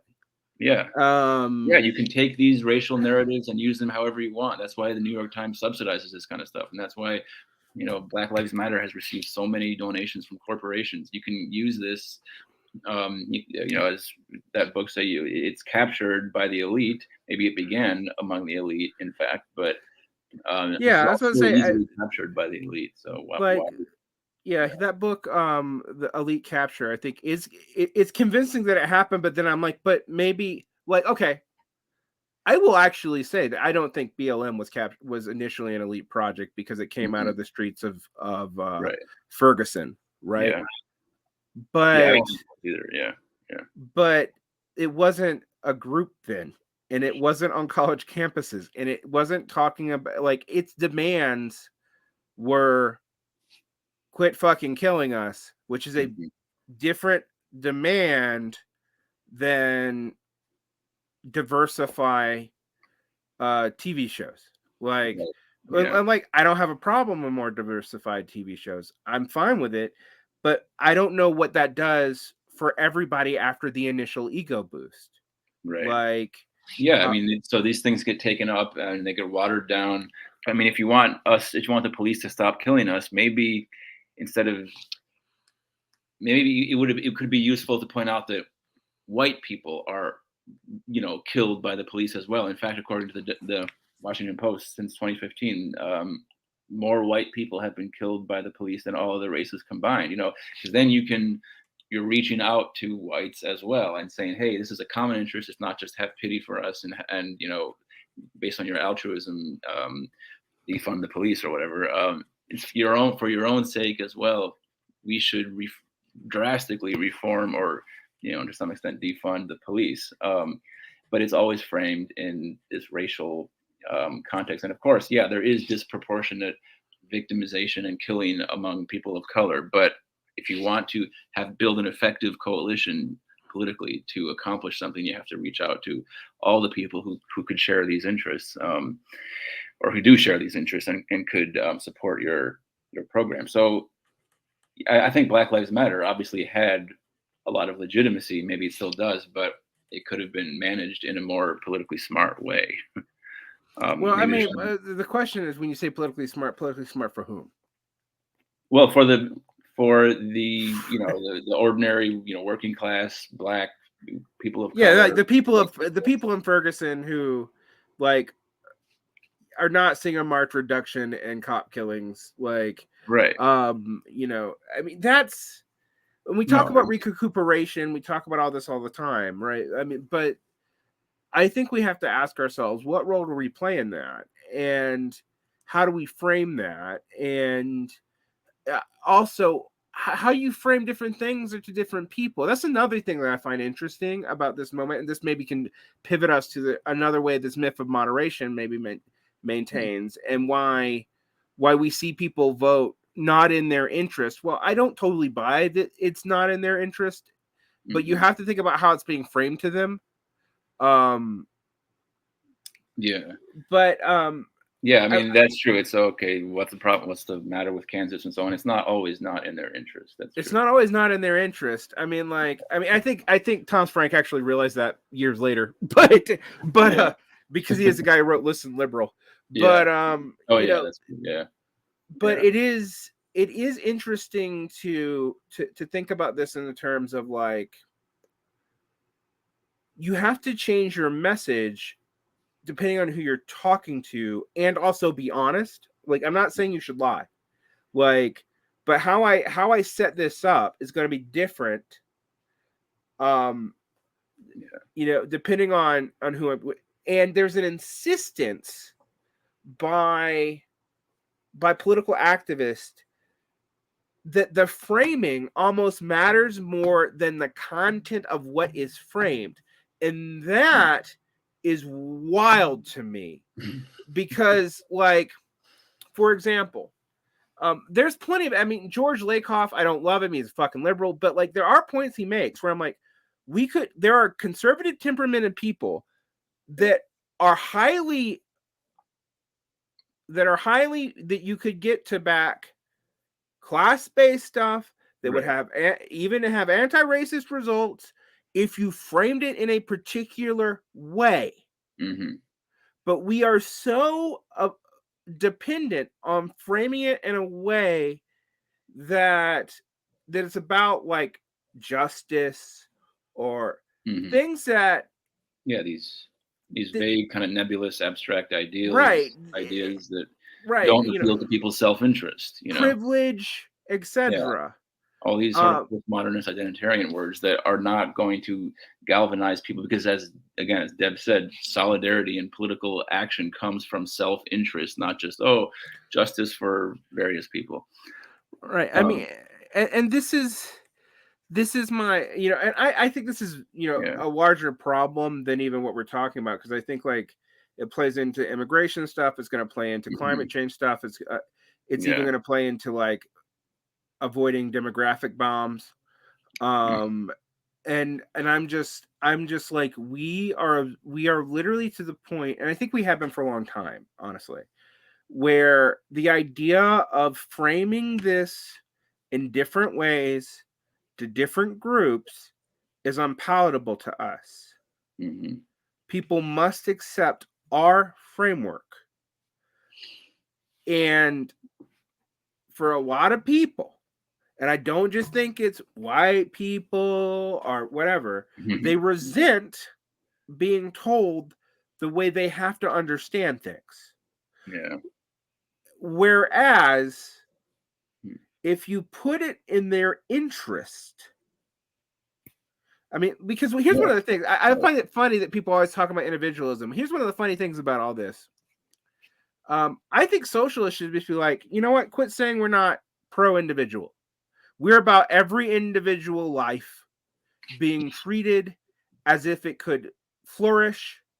And if artificial impediments of birth and of arbitrary, well, not arbitrary, but of class and of wealth hoarding can no longer be an imposition on the individual. Right. All right.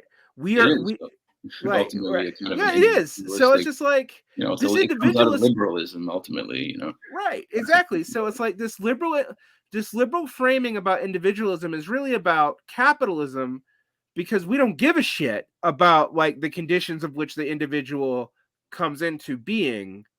We only care about the individual's right to property. Right. And yes, people want stuff. I don't want anyone to come and take all my books. Yeah, I get it. Right. But I don't know many socialist. I'm not gonna say there's none, but I don't know many socialist or even many communist societies that want to come and take all your damn books. Right. And if they do,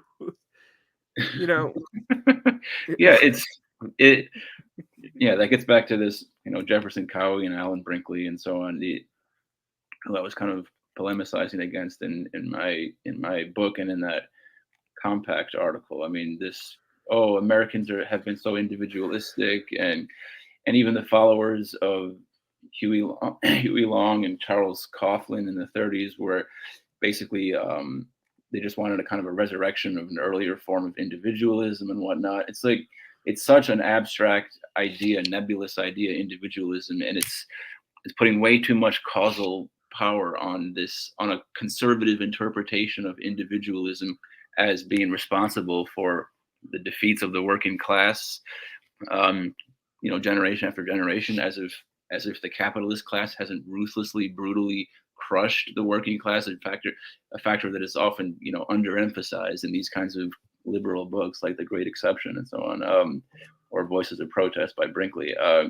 Yeah, just maybe a little bit less attention to the various discourses and ideologies of individualism and racism in terms of if we want to understand why the left has failed. It's been because of brute sort of material facts of censorship of the press and Yeah, I was about to say, like, I would police even violence. say we even though we're complaining about postmodernism and all that, you might disagree with me. I actually think postmodernism is a symptom of what happened to us, not a cause. Yeah, So, I like, would agree. It comes out of the neoliberal sort of environment, but right?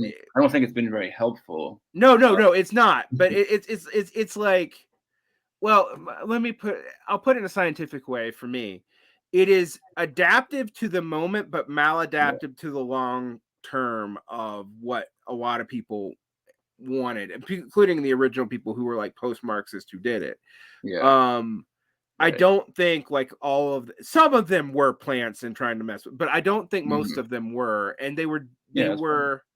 they were disenfranchised by a lot of the disenfranchised is the wrong word given what we were talking about. I'll use a better word. They were disillusioned Mhm. by the concessions to capitalism made by both the social democratic and frankly the communist left in the 1950s and 60s and early 70s. Yeah, And like yeah. that's how we got here. And I also think, yes, we've been talking about all this cultural stuff, but we just got to be honest. Like, this is soft power stuff. A lot of what's been done to us is not soft power stuff. No, It's been no. hard power It's stuff. hard. It's Like, very as hard as power gets. Yeah, I it's mean, and and so that's kind of what I was.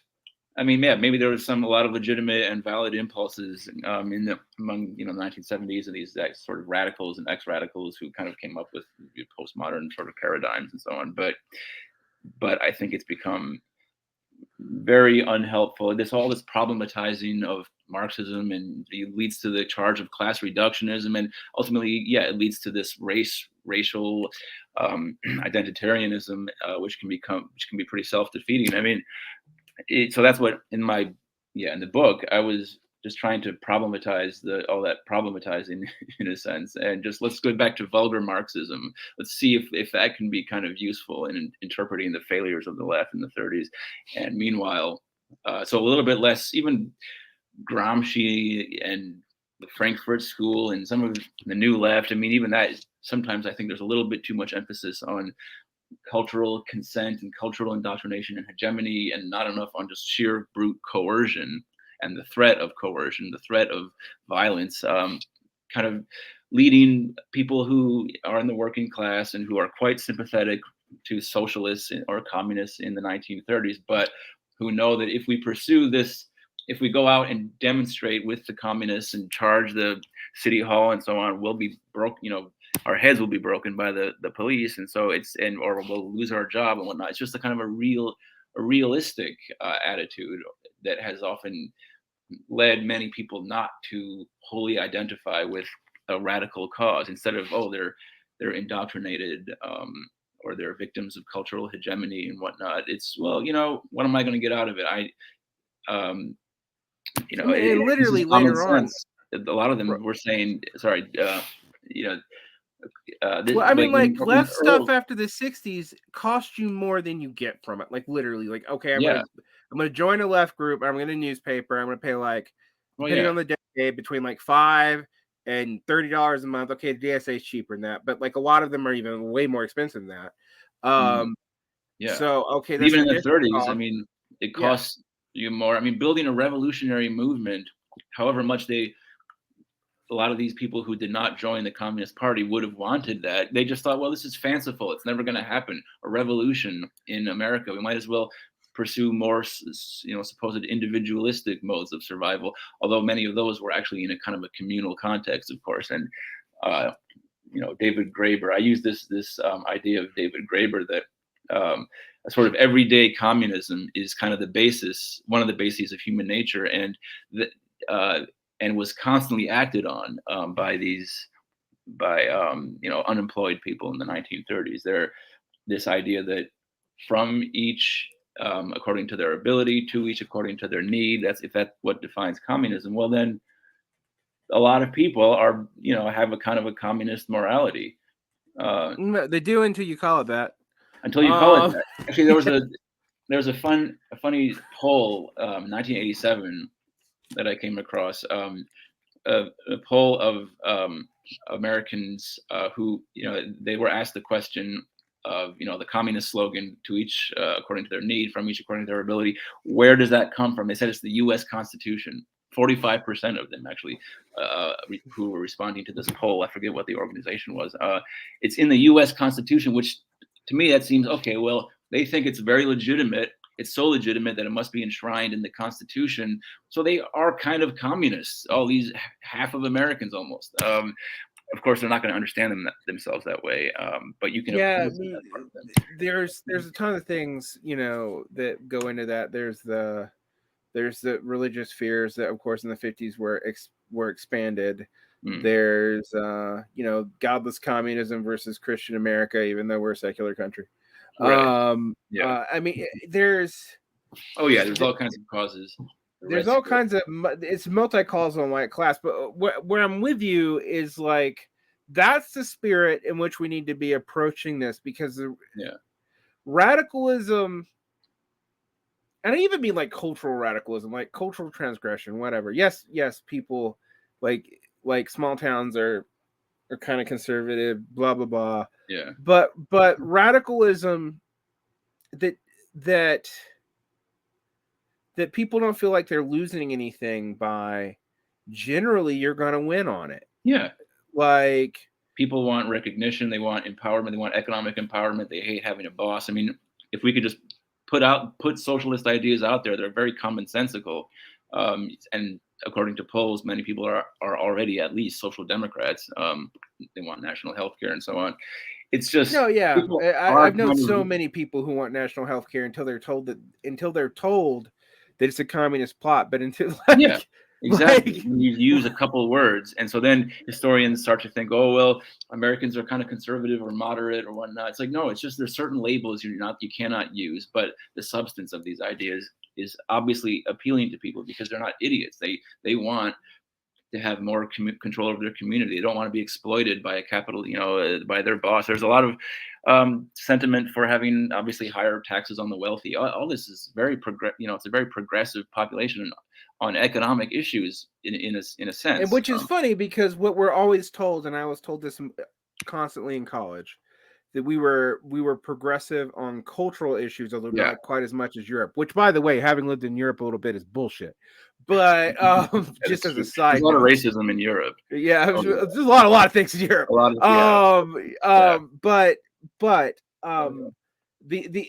It never ceases to amaze me when I'm dealing with, like, anyway, that's another rant. When I'm dealing with, like, German academics who are like, Americans are so racist, and I'm like, yeah, this is Germany, right? You're in Germany. Your history is not exactly not racist. I just want to be like, as a side note, we came from you. Yeah. But at least the ones of us you're complaining about did. Yeah. So like, but anyway, it's absurd. I mean, France, England, there's a ton of racism over there. It manifests itself in somewhat different ways sometimes, and a lot of concern. I mean, there's probably more proto-fascist movements developing in Europe.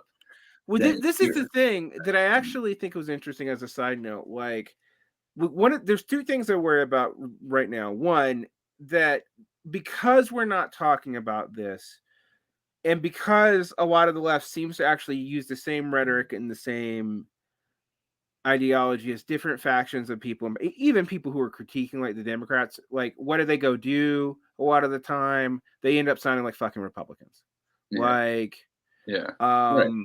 So it just looks like we just Trump communism, MAGA, that kind of crap.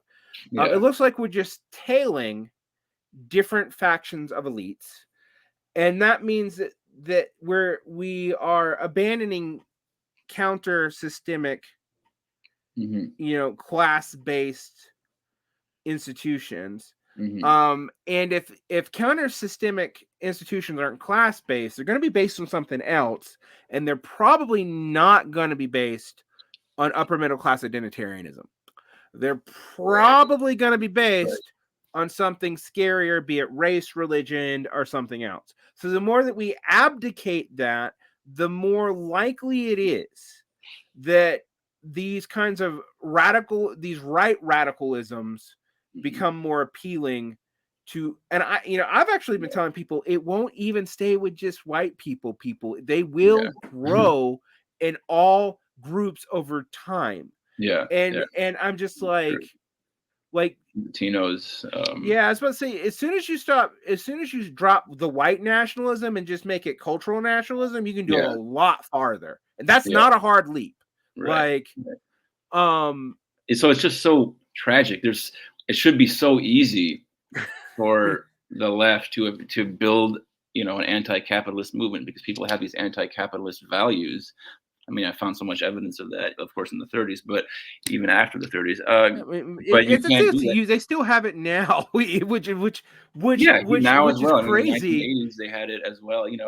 When all these community institutions that have communist like ethos have been crushed. I mean, one of the things that I even point out is Daniel Bell pointed it out in the 50s, but it's well, we have to support capitalism, but these people also support religion, but these things are being destroyed by capitalism. And I'm like, look, I'm not huge in the bourgeois family, but I'm not the one killing it. Right. Exactly. I mean, all you have to do is explain. These are very simple issues once you get down to it. You just explain reality to people, and they will, sooner or later, it'll take a while to get them out of the Fox News sort of, brainwashing, but eventually they'll come around. But of course, the real problem with the left has always been not, as Jefferson Cowie and others say, that I don't know if I quoted this Alan Brinkley passage from Alan Brinkley earlier or not, but it's not that there's been a failure of a serious radical tradition in American politics, because the rhetoric of class conflict echoes weakly because of all the individualistic traditions. It's just because of a lack of resources. The left has always had a lack of resources, especially in this country, as against the capitalist class, which of course is the business class, so they have far more resources. So it's very easy for them, relatively speaking, to just crush the left through censorship and violence and whatnot. If the left had more resources, it would be very easy, I think, to put out the messages that would bring a lot of people to our side. It's just when you're up against an incredibly powerful and ruthless and wealthy capitalist class, the American capitalist class, then you're always going to be at a disadvantage, because which is why you need the most inclusive coalition you can possibly find. Exactly. Yes. Because you're outmoneyed no matter what. Right. And that's shown by, again, Sanders's campaigns. He got quite a big war chest from these small donations from people. So why can we not just continue with that kind of a message? It seems so obvious. I mean, I would say I both agree with you, but I also think in some ways the limitation with Sanders is we're not trying to build our own institutions and not trying to build. And I don't just mean parties. I mean, there's a lot of things we need to we need to take back and claim, and it's really hard to do because there's legal restrictions on it too. And so he abdicated a certain responsibility in building a movement after his campaign. I'm not one of these people who. Let me rephrase this. How am I going to phrase this? I think we got too into electoral politics to understand that what Sanders tapped into is real. And this is not me. I'm not an anti-electoralist either. So I think before people interpret what I say here, but we didn't build, I was even afraid, if we're honest, that the Democrat, if he did even get the nomination, let's say he up against Trump, the Democrats would do what Labor would do and literally act have the right wing of the Democrat actively sabotage them, the Republicans in power. That's true. They might have, and even if he got the election, they might even still do it. Even if he won, they might still do it. And so it's Yeah. It That's the it yeah. That's the Democratic Party. It's true. right. I mean, and so I was just like, in some ways, Bernie was something. So I have a kind of dual feeling about Bernie. In some ways, Bernie was never enough, but without Bernie, there like, and I'm not one of these people who think she's run executive candidates to build power, but it was amazing to feel, particularly in 2016. Hmm. Oh shit, Yeah. we can actually do something. This does not have to be Dennis Kucinich or Mike Gravel, the only Yeah. other person I've ever fucking canvassed for, Yeah. like, or something like that. This can be something that speaks to people organically, Hmm. in a way that is beyond, even partisan identification. But unfortunately, I'm worried because, and I wrote this for Sublation. I'm worried that we think that the magic is Bernie Right. Yeah. and not that like, hey, let's empower workers and if Yeah. do show this as liberatory, show this as good, show that no one has to lose for these things to happen. Like, Hmm. the people that have to lose actually are the super fucking rich, Yeah. and like, Yeah. That's one like, of the good things about Sanders, that he said it's not about me. I mean, there are a lot of good things about him, a lot of bad things too, yeah, but I mean, he's a person. I mean, he's a like person. But it's incredible what one dude could do. oh yeah, An articulate guy. I mean, if it weren't for him, we'd be even more in the wilderness, much more. His campaign helped to revitalize DSA or vitalize it, I kind and of think it's it's interesting to remarkable. me. I don't know how you feel about this, because I don't want to diminish, particularly to 2016 Bernie. Yeah, Um, yeah, but I do sort of think, like, if we hadn't had Trump, eventually we would have had a Trump, and if we hadn't had mhm, Bernie, we would have yeah, had a Bernie. And I think it would have been about that age too, because you needed someone um who was older than a boomer, who remembered even the kind of mhm, milquetoast social democratic left that yeah, we bitch about, but remembered what that was yeah. It's true. like in the when it still existed. Even if he didn't really live through it, he at least was like a half a generation Yeah, removed from it. yeah. Whereas you're not going to get that from a Gen X figure or Oh from no. someone like Liz Warren. And Liz Warren, let's like I will say a couple things about her. Like, for all her elite appeal, she's not working class, but No. she was upperly mobile from it. Mm-hmm. And like, But yeah, she became.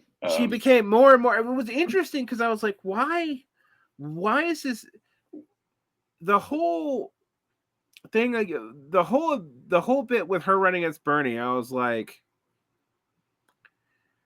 why are you splitting your Yeah, um yeah. Why did you, it's I mean, she obviously thought Bernie was wrong on a lot of things. She this yeah, splitting the the left vote. She's not really, obviously she's not a leftist, and so that wasn't a right. problem for her. I mean, But but I do remember in the heady days of 2006 up through the beginning of the Obama administration that she was the most left-wing thing you could hear, yeah, even in like Democracy Now circles. yeah, I mean, yes, they'd have anarchists on and stuff, but like nobody that they would treat seriously. I mean, like, right, yeah. um Yeah, and her consumer, protection, financial protection bureau, all this. Like, I mean, it was all the rage. She was like seen as the savior, possible savior among liberals, um, for a long time, and and she had much more visibility than Sanders. yeah, Um, Sanders was a person who actually, like, I paid more before 2016. I paid more attention to in like the mhm. 90s. honestly. in the Like 90s. Yeah, when he was like a Vermont specific, yeah, there's like, oh, there's this socialist guy who did stuff in the 80s. He was yeah. like got a lot done, completely flipped Vermont from a red to a blue to a Right. strongly blue state. Hmm. Um, you Yeah, know, he was the real deal in a lot of ways. He was, denouncing the Contras in Nicaragua, and he still has been doing that in 2016. Supporting the Sandinistas and defending his support of the Sandinistas. He was a real leftist. And then he was buried in the Congress and the Senate, and then suddenly, yeah, emerged out of nowhere almost in 2016. Yeah, right, and it spoke to the frustration of. I mean, although let's also be real. I mean, it's so hard to remember this now. And Obama was never a progressive candidate, but Obama spoke to the frustration of a lot of people with the Democrats. yeah, He was yeah. he was groomed, and he was It's groomed to true. be the insider outsider candidate. Hmm. Um, Right. and I remember what it was like because I was never a strong Obama supporter, but I do remember being like, okay, fine, at least he's new blood. He'll bring new blood in with him. And the moment he appointed his cabinet, I vowed never to vote for a Democrat again.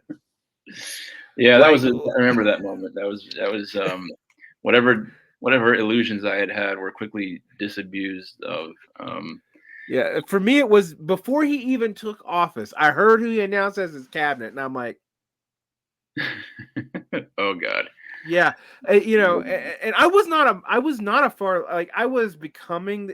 I had this. I was actually already flirting with Marxism, but I had this long durée Mm, from like I was a paleo conservative. Actually, though, one of the things mm, I tell people is my values didn't change that much. Like mm.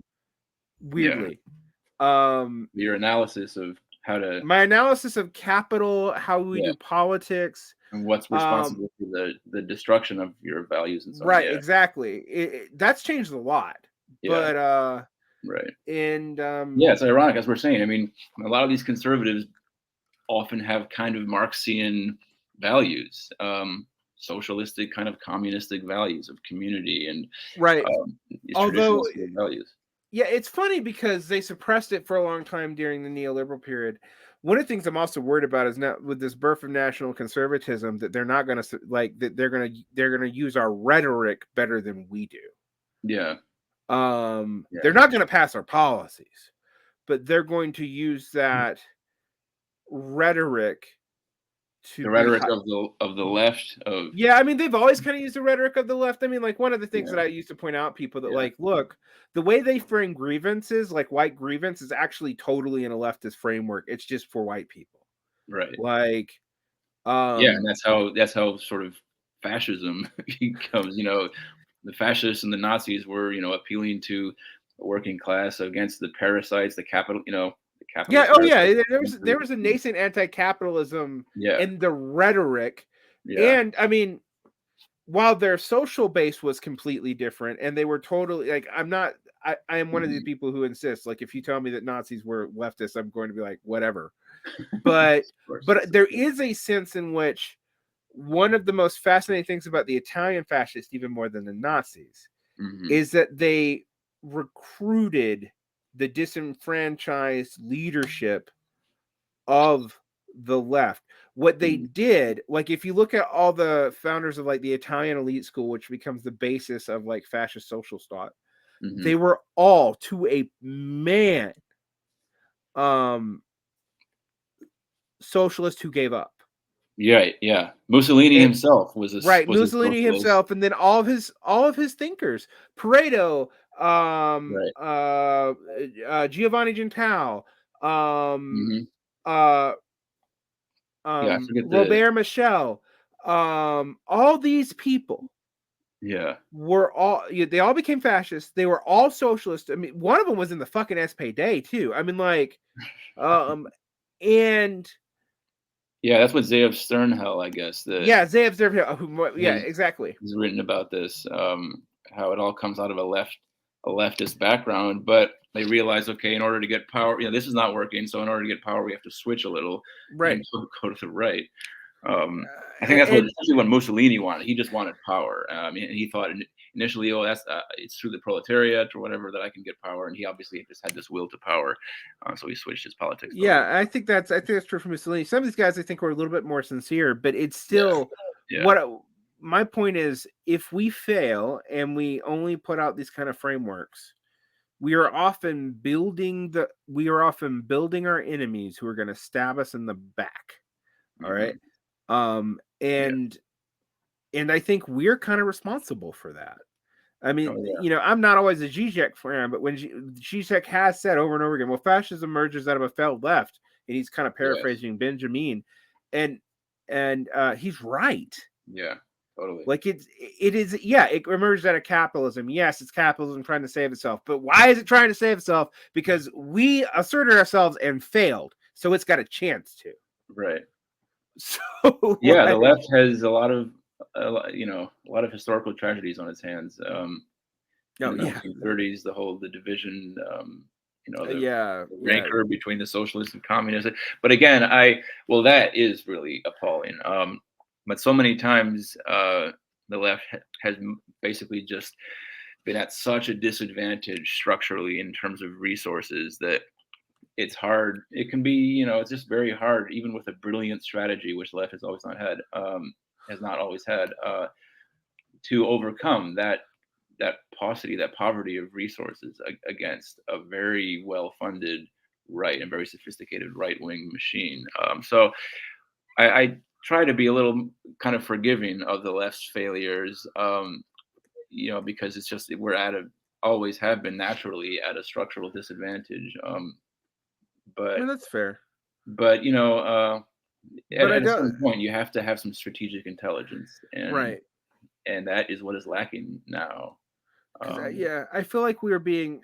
I feel like right now, and it's not just on the issues that we've talked about. Actually, there's a bunch of issues where I feel like we have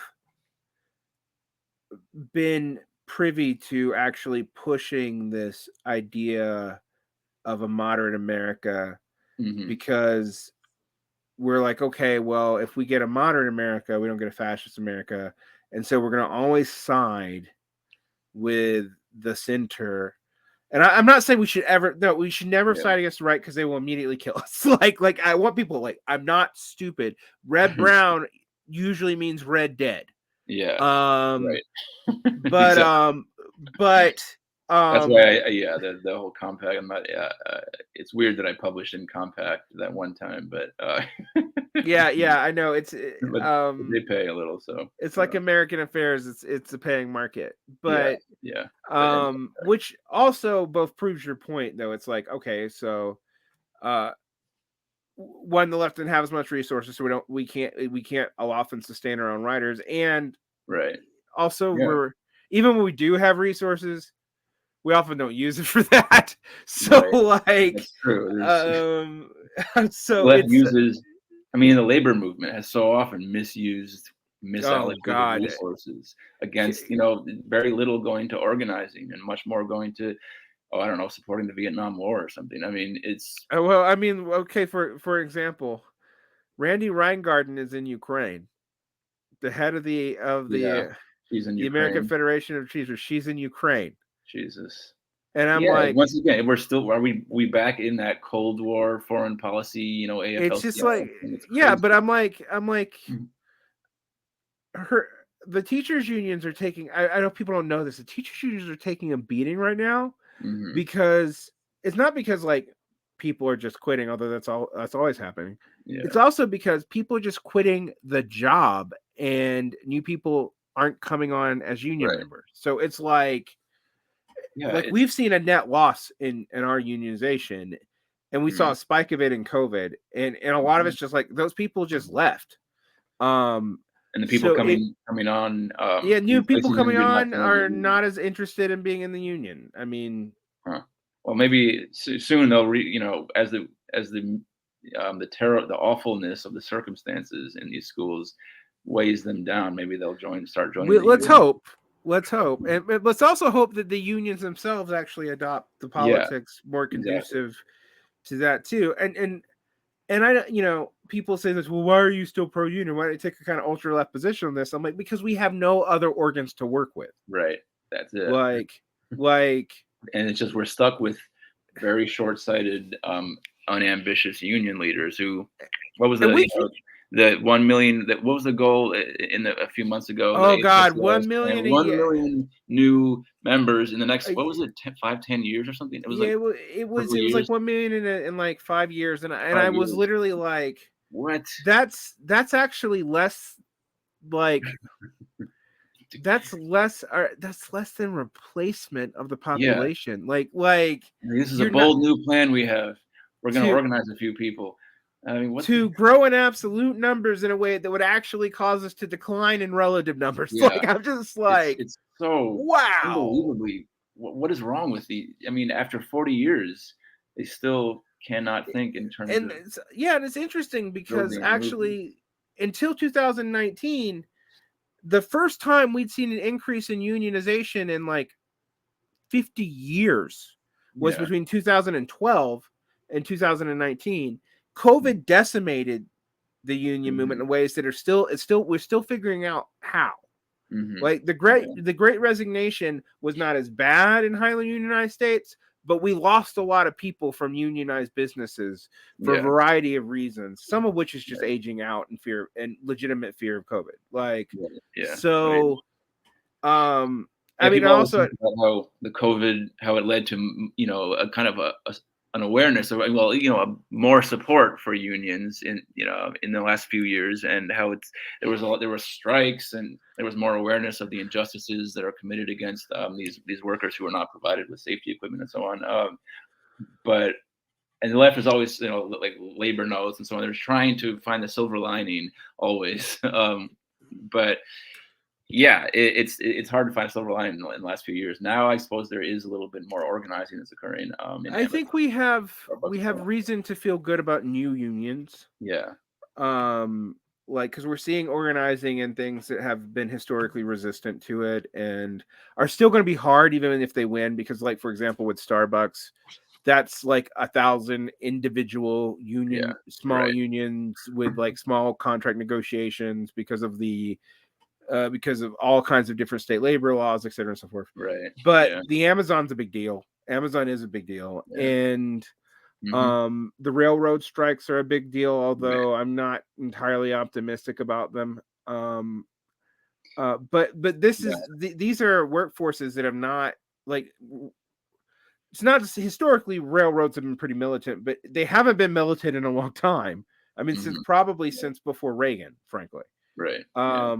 And seeing that again, it gives me hope. But it's actually interesting because the Democrats are trying to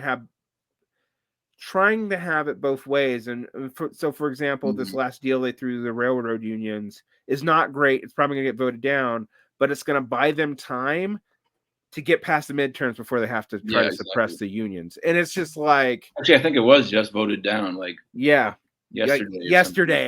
And so it's just like, saying, okay, well, now there's December 10th or something might be the date for a strike, or so. Right, but you will notice that is after after the midterms. And so it's just like, it's and I mean, I get the problem. I mean, if you're a union, like, okay, the Republican administration would even be worse, but but all that said, all that pessimism, doom and gloom, I'm glad it's happening.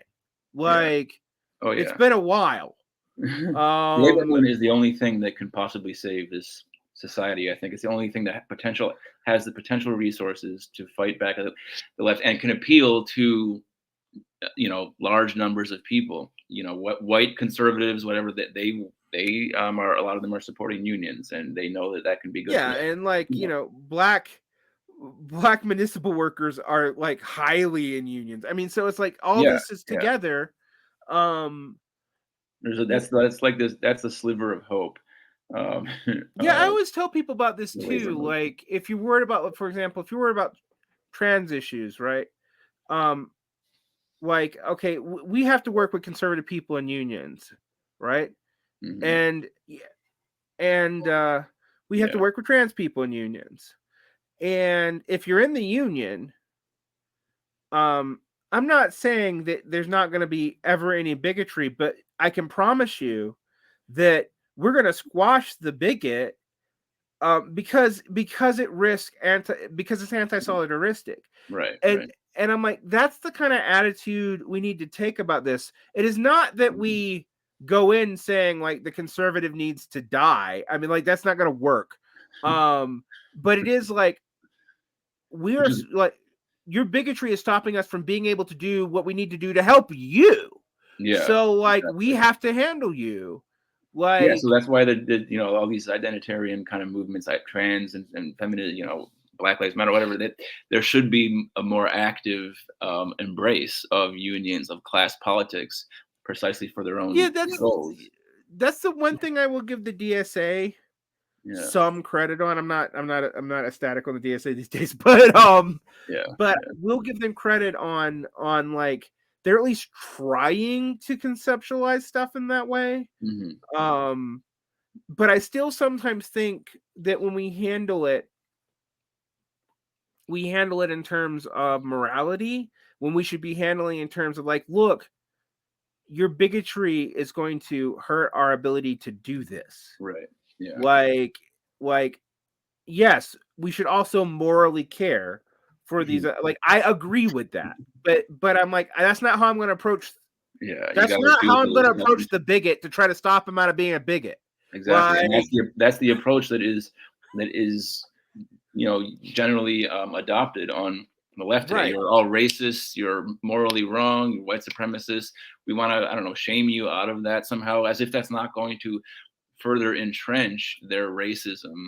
This demonization. Yeah, I was going to say, there is a time when shame works, but actually, when Yeah, shame is about identity, it just retrenches the identity. right. Like, Yes.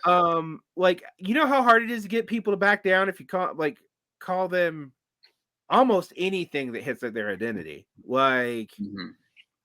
it's very hard. It's very hard to get them back down. Whereas, like, Yeah. I don't know. I guess this is one of the few times where you hear me talk about pragmatism, but it's pragmatism in how you handle people. You can ask radical things Yeah. if you handle individuals pragmatically, Hmm. and also with the assumption that everyone in this situation is your peer, Hmm. is your equal, Right. um, regardless of how they got there, regardless of who they are, because of what they currently do. Hmm. Like, workers are workers.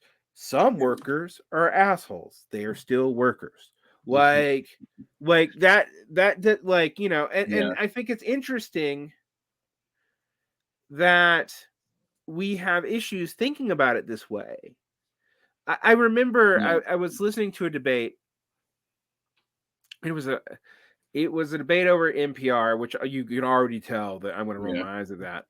And I was listening to someone argue about like a specific set of trans language versus a specific set of like gendered language, and I was like, why can't you just say people? People is not gendered. Right. Right. Like, and if you say people and someone tries to sneak up on you and say, well, what do you mean by people? You have baited them. Mhm. Whereas if you play either one of those roles that like are, you know, you open yourself up to being accused of special. Well, why are you treating them specially or whatever? Yeah. Whereas I have an option that is all inclusive already. Like, Yeah. and it's It's not even an option that sounds weird to people. Uh, yeah. It's very yeah. That whole woke. I mean, it is a pretty silly word, but that superiority. The purity kind of politics, and if you treat people as peers, like you're saying, if you relate to them, we're all people, we're all flawed. The way to, instead of, as social psychological research shows, like you're saying, you can't get people to overcome their racism by calling them racist. It's just going to further entrench it. And so there's a tremendous lack of pragmatism, yes, on the left Mm-hmm. today, as we've been saying this whole time. Yeah, but what's funny is they will call me and you the anti-pragmatic ones because we want radical things. And I'm just like, Yeah, I'm but not trying to change the way people are, dude. Like, a lot of radical things. I mean, we're appealing to the self-interest of people.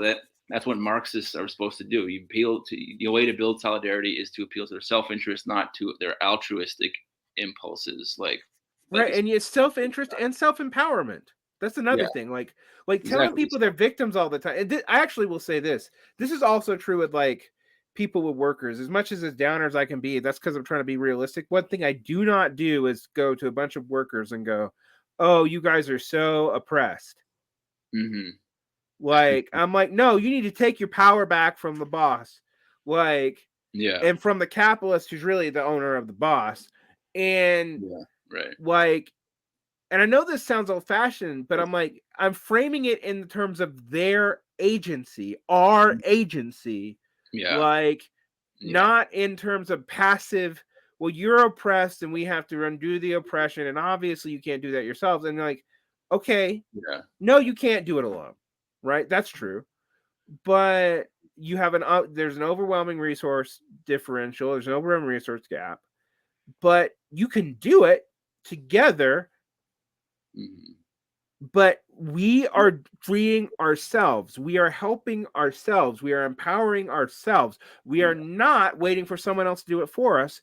And that's also part of our message. And like, I yeah. don't see that.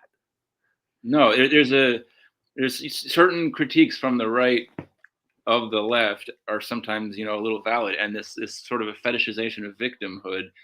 Camila Paglia, of course, writes about and talks about how feminism it's just too much in love with being victims and sort of stripping women of agency, and instead of fighting, um, kind of fighting for their interests in a more active way. It's like, oh, let's complain to the administration, which, okay, maybe there's some validity to that. I think Camila Paglia can go a little too far sometimes in her denunciations of I feminism. think, But yeah, I think she goes way too far. But that point though of making yourself not the agent that, yeah, and I'm not also talking about giving people delusions either, where like, oh, we're gonna get revenge on every male ever, and right. like, but I mean, like, no, there's a sense in which if you have agency, you can do this on your own. If you have power, you can do this on your own. If you have solidarity, you can do this with a group of people who support you. Hmm. And Yeah. the and if anything, I think people should take away from this our long discussion, because this is wrap up. We've been kind of Yeah, it's repetitive, probably. but and it's real late where you're at. But there is a sense in which, like, if we frame this in ways that are more inclusive, more based on people's immediate material needs and long-term material needs, and secure futures for their loved ones, and if we undo the inequality, if we undo the lack of access, we will have undone a lot of these other issues. So to frame them in Right, the broader way that right. includes it includes everyone in this category of people, Hmm. and anyone, I'm even anyone who throws their lot in with us too. Like, okay, you're a Yeah, class trader, fine, I don't give a shit. You're on our side. yeah, Like, we kind exactly. of need your money, frankly. Right. But like, like, you know, We could you, use you know, more class traders. Yeah. yeah, yeah. Oh, But totally. we're empowering the working class here. If you see your lot with the working class, fine. Yeah, Like, just get back to the old common sense of Karl Marx and Friedrich Engels and these guys of building solidarity on the basis of self-interest, and not putting out the unattractive message that you're victims and it's terrible, and we're all oppressed, like you're saying. Yeah, we can get together and we can overthrow the power of the elite. This sort of populistic hatred of the elite is incredibly popular, obviously, now, as populism is spreading all over the place on a right wing level basis, and on a left wing level. And so what the left has to do is to harness this Hardness and populist hatred of refining. the elite in the right way, towards the class elite rather than towards the racial, Right. or immigrant or whatever. And so that's the job of the left. You just build a movement on the basis of what people, they already have these radical ideas and values in them. They can easily be swayed by conservative propaganda, and so you got to cut through all that and go deep down to their implicitly socialistic values and Right. beliefs But that yeah, that you and also have to deliver, though, because I think that's another yeah, reason when people talk about why don't people vote their self-interest? I'm like, well, we don't deliver. Like yeah, if we don't because the left deliver, why the cannot, fuck should they yeah, vote for us anyway? Like, right, because people, like they equate the Democrats with the left, and the Democrats right. don't deliver, so they think, So oh, the every left, time that we side ourselves with them, we are not delivering. Like that's yeah, kind of my whole thing about counter systemic pressure. It's like the more we're associated, and if you think the way to fix that is to go tail the Republicans, yeah, I don't know what's wrong with you. yeah, it's just Like, insane. It's completely, but yeah, I mean, the Democrats, of course, they have their class loyalty, so they're going to always put out a moderate message, however politically suicidal it is. But the left cannot afford to do that. For God's sake, we have to put out a realistic, Marxist kind of message, yeah, not this yeah, sort of milk toast bullshit around, identitarianism stripped of a class content. Yeah, yeah, yeah. but yeah, I guess we should probably We should wrap wrap it up. up. We've been kind of ranting for 2 hours. Thank you, Chris. People should check out your books. We didn't talk about the other one more, the one about co-ops and possibilities. Oh yeah, that was a few years ago, and Yeah, yeah, I'm not sure about the ideas in that anymore. yeah. But yeah, thanks for having me on. Thanks I've for coming enjoyed the on. conversation. And yeah, I guess we did ramble and rant a little bit, but It happens. These are long form, loose interviews, and they're designed to let people kind of um, feel comfortable and mhm. also express their ideas, and if they have the time and resources to express them in a longer, even if more informal way. Yeah, So this is what I yeah, do. it's fun. It's also nice. It's nice therapy. To talk to a leftist and can rant and ramble and complain and so on about all sorts of political problems on the left and the right and everything. So yeah, that can be a nice catharsis too. Yes, yes, So thanks yes. for the Thank therapy. you. Okay, All right. Have a good night. you too. Bye Talk to you bye. later.